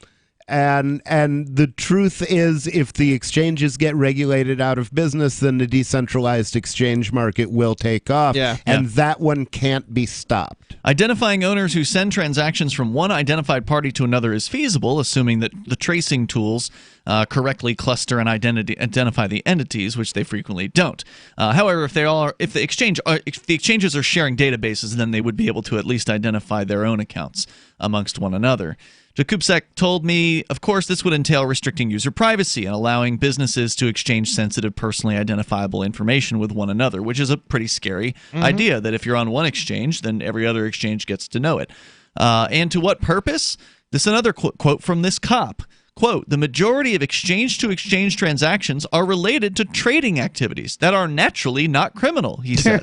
So reallocating compliance resources at a high number of relatively low-risk transactions will move the emphasis away from flagging criminal transactions to focusing on low-risk transactions, which will naturally hurt crime prevention. So he's basically saying that you're looking in the wrong place here, governments. If indeed you want to catch criminals, they're probably not the cartel that we talked about earlier that is not yet presumably on crypto. They're not going to open up a Binance account, right? Right. But government's goal is never to catch criminals. It's always to make more criminals. That's a good point. And that's what this will do. Absolutely. Is it will strike fear into the heart of everybody involved. I never thought about the cops being on our side in some sense. Yeah. In this, he's just calling out, he strikes me as somebody who actually thinks his job is to protect and serve. And he's just like, these people are idiots, not realizing that they're just lying about the reasons for doing this. And to what purpose? Quote, the majority... Oh, sorry, I read that one already. As a result, he said, quote, the only benefit for the exchange will be a formal check in a compliance checkbox. Unquote. If Jakubczak is right, a substantial part of crypto transactions will move to the underworld, leaving law enforcement and financial intelligence units with nothing except the trace of transactions. If the proposal is adopted, FATF's member, because what he's saying is right now, at least you have some information about traders, right? Like that traders have accounts. You know the volume the trader is trading. You know what times and when and all of that, and the IP addresses from which they're logging in. And if they go to the decentralized exchanges, all that data is gone. Yep. So they'll have even less to investigate with. If the proposal is adopted, FATF's member countries will eventually require all virtual asset service providers to do the same as other financial institutions do, to transmit information in one way or another to one another. Some pretty scary stuff here because, as they point out here in the industry representatives, again, these industry reps went to a hearing by this FATF regulatory board and of course begged. They're like, please leave us alone. We don't want your regulations. Go away. We're trying our best to help, but we don't want to do this. So they say, well, how would we determine if a crypto address is controlled by another crypto exchange? Well, it would seem like the best way to do that would be to have them all exchange databases about which addresses they're utilizing, which is a tremendous. That's exactly what they would have to do. Right, that's the only option. That's what's in their they're going database. to have some sort of centralized database in order to exchange Which that is scary. information. How can one of these exchanges verify the information about the identity of a beneficiary of a virtual asset transfer, especially if the target address isn't controlled by another one of these exchanges? Well, you wouldn't be able to. No, you wouldn't. Well, the other thing is if you can view your own, if they put this stuff on the blockchain, they'll be tagging these addresses, and that can then be traced by anybody. So, I mean, well, the I don't think it'll be public. place, The database will be in between the exchanges. Yeah, I mean, this is not part of the whole blockchain to begin with. So that'll be off chain. All the transactions on the exchanges are off chain. Yeah. They're done within the exchange. Now and they could set up they could have set up a dual blockchain to maintain that information. I mean, set up your own exchange, put it online, and then start sending transfers to people that you want to know more about. Well, what do you get back? You get back all of their information from their from their exchanges. Yeah, so another question. How exactly should the exchange of information between the exchange of the sender and that of the beneficiary take place? And how do we secure customer privacy? Your privacy's out the window. Yeah, right? At this point, if this happens, and it sounds like it's going to happen because they have a year to implement these new guidelines, or else the country will He's be got blackballed. quotes in that, by the way, guys. You can't see. He's a little... 855-450-FREE is the toll-free number here. 855-450-3733. Coming up, we got the Amazon story. We're going to get into it here in moments. Will they be liable for third-party transactions? It's Free Talk Live.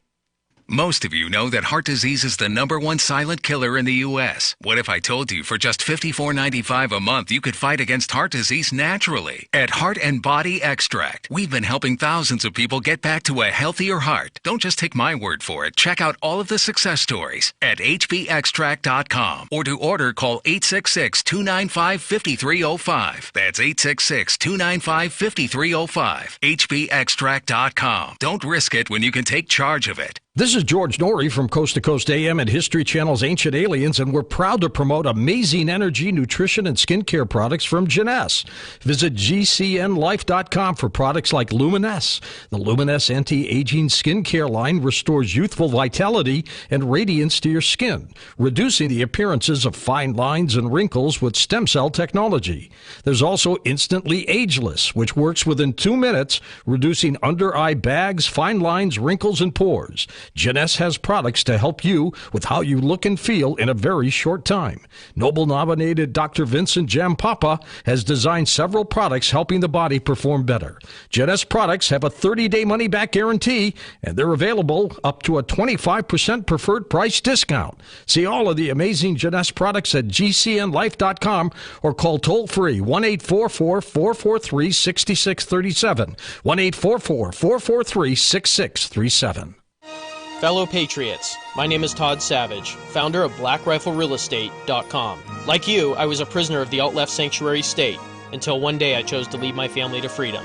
Today we live on a sustainable 20-acre homestead where we shoot, hunt, garden, and homeschool our children without the tyranny of the nanny state looking over us. If you're ready to flee the city to the freedom of Idaho or Montana, our Black Rifle Real Estate team is here to help.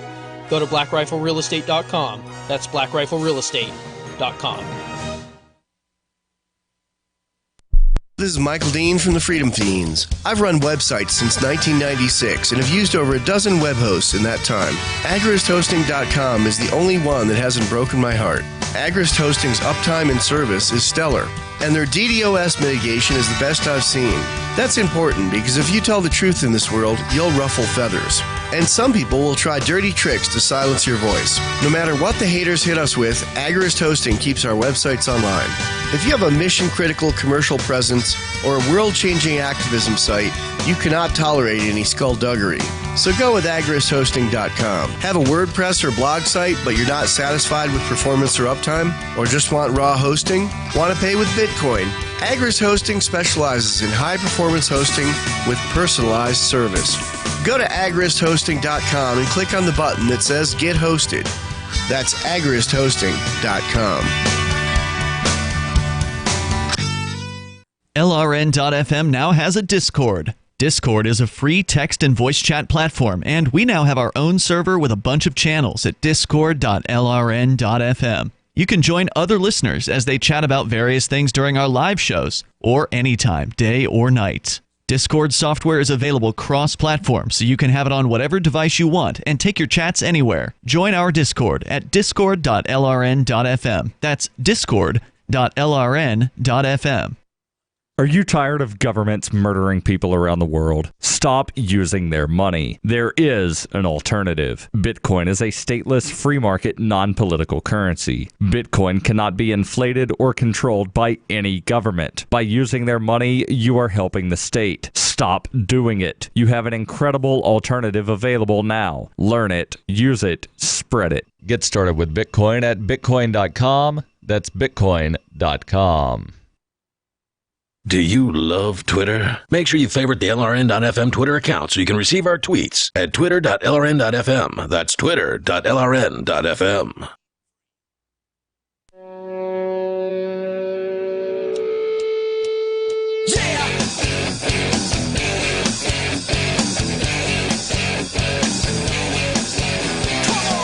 It's Free Talk Live. Dial toll-free. Bring up whatever you want here. Our number, 855-450. Free like freedom. That's 855-450-3733. In these remaining moments, we have enough time for you. If you want to join us here, it's Ian, Nobody, and Chris in the studio. And we're going to get back into, of course, your calls and thoughts. If you want to join us, you're welcome to do that. You can also join us online over at freetalklive.com, where if you want to support what we do here, please do like Paul Gibbons has done and become a Free Talk Live amplifier over at amp.freetalklive.com. Paul is a gold amplifier, longtime supporter here on Free Talk Live. Many of you may remember him as the guy that recorded a bunch of videos over at the Liberty Forum, the Porcupine Freedom Festival. If you've been to those events, you probably remember Paul. Great guy, constantly goes to Liberty events, and he's a supporter of Free Talk Live. So you can do that just like he did over at amp.freetalklive.com. You can use PayPal, you can use Bitcoin BTC, or your credit card to sign up and back up the show and get some cool perks, get some benefits for being an amplifier at amp.freetalklive.com. I should also add that, Rich, you and I are staying on late tonight. We're going to be doing a after show. Freer Talk Live. That's right, and that'll Are start. we going to be staying on or coming back? We'll come back. We'll come back at like 10:30 Eastern time for that. Yeah. So join us on our channels on the internet on dlive.lrn.fm and twitch.lrn.fm about a half hour after the radio show is over tonight for the not so censored version of Free Talk Live. You want to hear what I really think? Yeah. Geez, you're bad enough on the air, Rich. I don't even want to know what you really think. I'll scorch the pants right off somebody. DLive. Well, you can't take your pants off on DLive. They'll get mad about that. Yeah, you can. They're hidden below the table. True. I will wear no pants for this. Now you've dared shirt me. on. dlive.lrn.fm. All right, the Amazon story we've been teasing all night here, Chris. What's going on? What's the latest with this corporate retail behemoth? Yeah, so Reuters, stories from Reuters, and Amazon, the court has ruled Amazon can be held liable for third-party seller products. So basically, when you buy from Amazon, there's also the option of purchasing, in many cases, products from parties that are not Amazon. Somebody who's not shipping through the Amazon warehouse. They're just shipping it out of their house or their factory or whatever. Directly from their business to your home. Right. Sometimes they're the same products that Amazon offers, just offered by an individual seller or company or whatever. Right, exactly. A federal appeals court on Wednesday ruled against Amazon Incorporated in a case that could expose the online retailer to lawsuits from customers who buy defective products from third-party vendors through its website. Wow. So it's kind of is a good libertarian question. At what point does a person become liable for an action? It's probably pretty apparent, I think, to most libertarians, that if you hit somebody, if you're driving a car, that you should be liable for the damage that you caused to that other person, right? Sure. Yeah, that's an involuntary tort. It exists under common law, which libertarians generally support.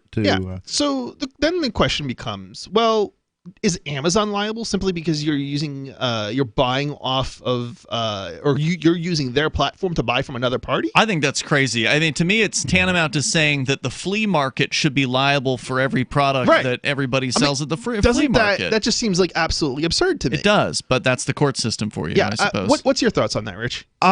Generally, I think the liability of the market should be the liability that market purports to take on. Right. It's like PayPal kind of takes on some liability when they say we're going to cancel any transaction you want us to. But we all know what they're going to do. It's predictable. So it's not really it seems to me like this is a situation of buyer beware, right? Like there's some platforms that you're going to get good service on. It may not be Amazon, or you may know that you're going to get good service on Amazon, but only as long as you go through and you buy from Amazon and not through a marketplace seller.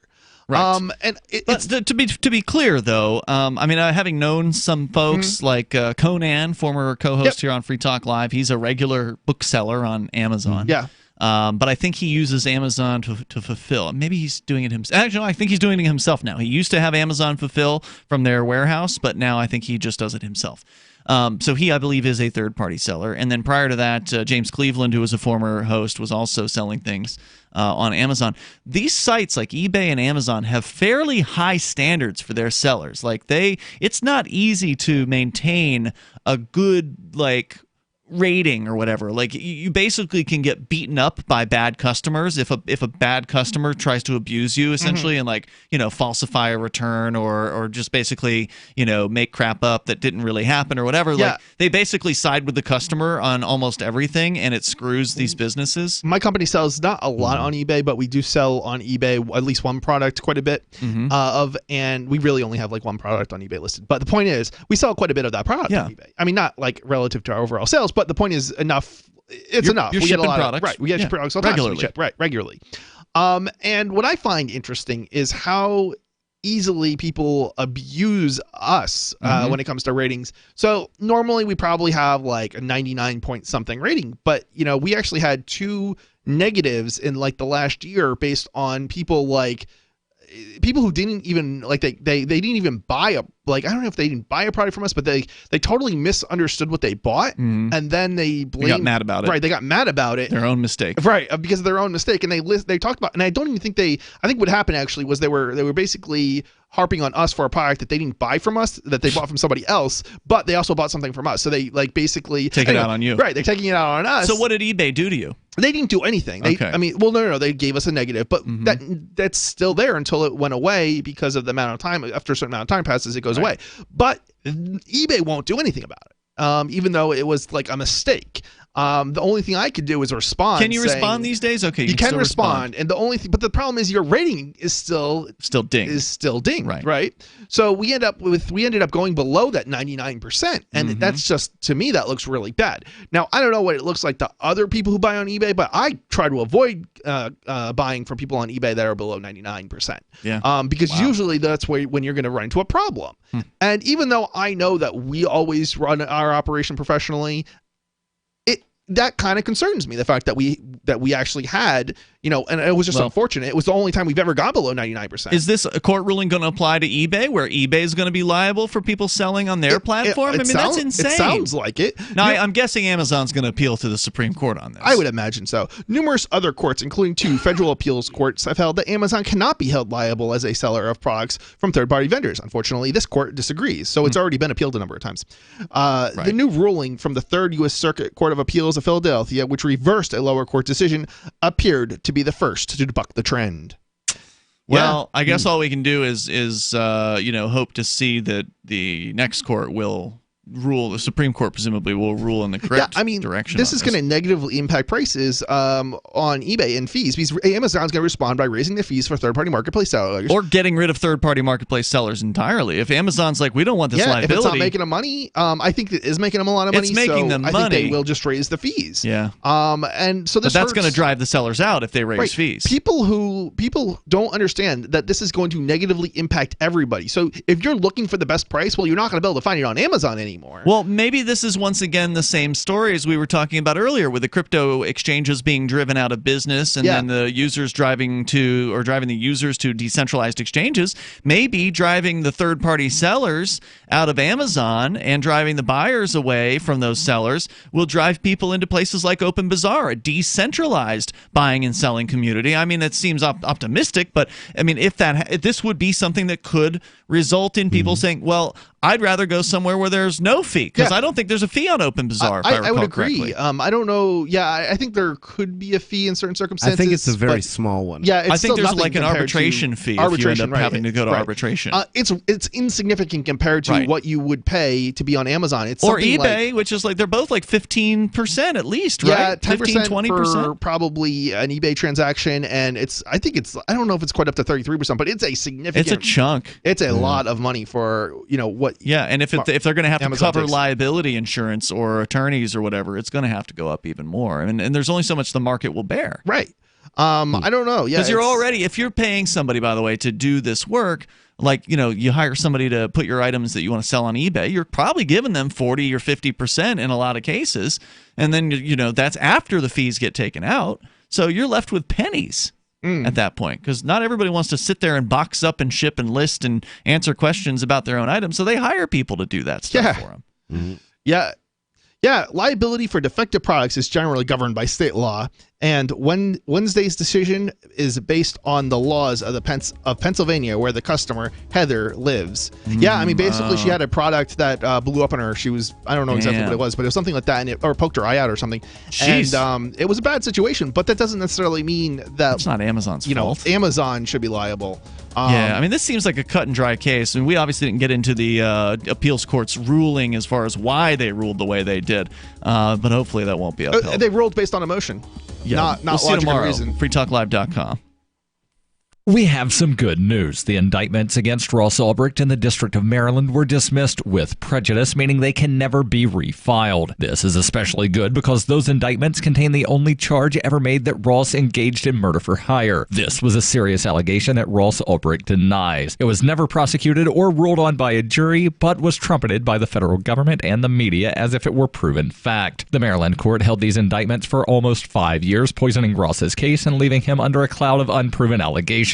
As explained in Ross's appeal to the Supreme Court, the fact that the judge used these allegations to give Ross a draconian sentence of double life without parole violated his Sixth Amendment right to a jury trial. Judges are required to issue sentences based on convictions decided by a jury, not unproven allegations never even charged at trial. Although this is a positive development, the dropped indictment will not set Ross free. Now, a presidential pardon is Ross's only hope of freedom. Sign the petition at freeross.org. freeross.org. So you've signed the Shire Society Declaration and are planning your move to New Hampshire to be around more liberty-oriented people. Next, sign up for the Shire Society Forum at forum.shiresociety.com. There are a bunch of people there who are already in the Shire, and they want to meet you. If you're already in the Shire physically, you should also come by the forums. Remember, not everyone uses Facebook. New people are signing up for the Shire Society Forum every month, so drop in and say hello at forum.shiresociety.com. The LRN.FM social media channels have been revamped. We've eliminated Facebook and focused on other platforms like Twitter and Mastodon, the decentralized alternative to Twitter. On our accounts, you'll find posts from multiple LRN.FM show hosts together in one place. Follow us on Twitter at twitter.lrn.fm, or better yet, move to the decentralized Mastodon social media platform at toot.lrn.fm, toot.lrn.fm. I think you'll like it. The latest episode of Questioning Authority is next after the news on the Liberty Radio Network at LRN.FM. This is the Liberty Beat, your daily source for liberty news and activist updates. Produced in partnership with SNLS News and listeners like you. Online at libertybeat.news and snls.news. I'm Mick Murrow with your latest edition of the Liberty Beat. Gold is trading at $1,402. Silver at $15.03. And Bitcoin is trading at $11,279.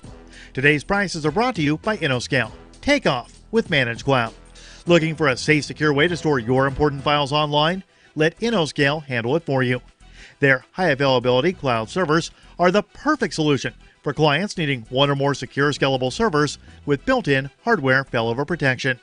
For details, see them online at innoscale.net.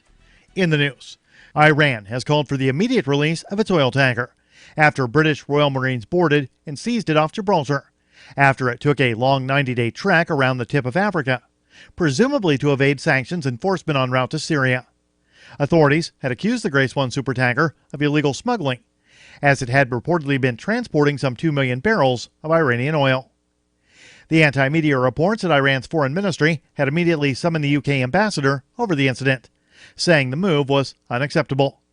An official statement of protest called for the immediate release of the oil tanker, given that it had been seized at the request of the U.S., based on the information currently available. Iran's position is that the EU sanctions on Syria have not been endorsed by the UN, while the U.S. received the news as a positive development in the global crackdown on Iranian oil. But Syria and Iran, as well as some Arab commentators, have shot back that some of the few dozen Royal Marines seizing the tanker by fast roping it on a helicopter amounts to piracy. The Liberty Beat is sponsored in part by Brave Botanicals, high-quality kratom and CBD at reasonable prices with excellent customer service. Brave Botanicals is activist-owned and mission-driven, and believes so strongly in the power of kratom, they're giving it away for free. Just go to freeounceofkratom.com for a free ounce of kratom delivered to your door. Just pay shipping. That's freeounceofkratom.com. This is the latest edition of the Liberty Beat. Find us online at libertybeat.news and snls.news. Your news now continues. The Brazilian government is targeting one of its biggest critics, journalist Glenn Greenwald, in a move decried by observers as an intimidation tactic designed to stifle opposition to right-wing President Bolsonaro. The Government Finance Ministry's money laundering unit was asked by federal police to investigate Greenwald's finances. That's according to a report Tuesday by O Antagonista. The right-wing Brazilian news site said the investigation would focus on whether Greenwald paid for access to leaked records he used in reporting on the Bolsonaro government's Operation Car Wash sting. Activist Post reports that attacks on Greenwald and his family, including husband David Miranda, a member of Brazil's Congress, were criticized by UN and Organization of American States Edison Lanza and David Calle. Nothing, says Police State USA. Quite like a SWAT team raiding a family home and killing their dog because they're unable to pay their gas bill. The woman whose dog was killed and home destroyed by SWAT officers is Angela Zorek, and her story about her police state experience will shock the conscience. After fighting the system for nearly 5 years, Zorek's family is finally being compensated. Activist Post reports that according to a lawsuit, which was settled this week, Zorek was the victim of a massive military-style raid and subsequent puppycide. The raid was carried out because police said they needed, quote, to check if her home had electricity and natural gas service, end quote. Zorek admitted to the police she did not have gas, but said she did have electricity. Zorek asked for another inspection to prove that she had utilities. The officers told her that was fine, but the investigation would continue. The next day, April 29, 2014, the home was raided by multiple officers from the St. Louis County Police Tactical Response Unit. Support for the Liberty Beat comes from the Conscious Resistance Network, featuring videos, news reports, and articles from a spiritual anarchist perspective. Experience The Conscious Resistance at theconsciousresistance.com. How would you like to have your business featured on the Liberty Beat? You can. Just send an email to libertybeat@snls.news for details. This is the Liberty Beat, produced in partnership with SNLS News and listeners like you. The Liberty Beat is online at libertybeat.news and snls.news. I'm Mick Murrow, reporting for the Liberty Beat, reminding you, spread liberty with a smile.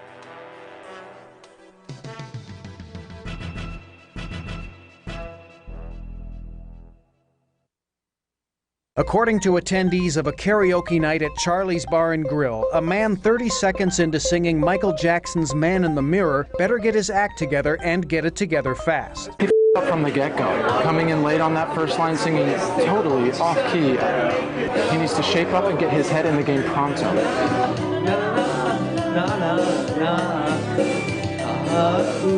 Honestly, he needs to get serious right now or get the f*** off the stage. I mean, what does he think this is? Living on a prayer? Claiming that this is turning into a train wreck, eyewitnesses say they are embarrassed for the man who has missed several key words despite staring at the prompter the entire time. You know, he could hit every last note for the remainder of the song, and I still don't know if that would be enough to turn this thing around. Man in the Mirror is the big leagues, so you better show up with your A game. This is the Onion News Network.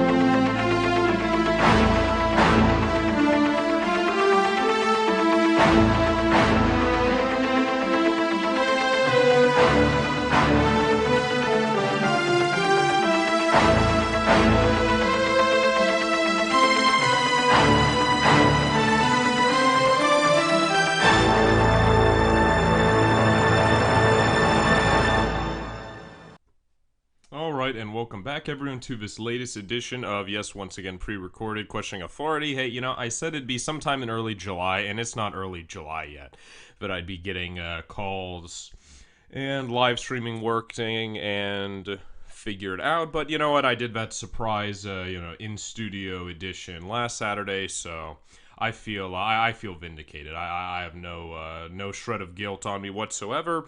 So we have actually a lot to talk about. I was originally going to spend most of the episode today talking about the two debates, right? You know, the 4 hours of Democratic primary debates that went on Wednesday and Thursday night. And I then, I actually watched them, or I watched most of it. I watched 75% of it. I was working on Wednesday evening, and work just went way longer than it was supposed to. But then again, once you that's government bureaucracy for you. It was the most ridiculous thing too. I'm paid to record certain these municipal meetings and such. And it was a school board meeting, and there's oh my god, it's like having to you don't know what hell is until you have to sit through a 45-minute presentation that's only 5 slides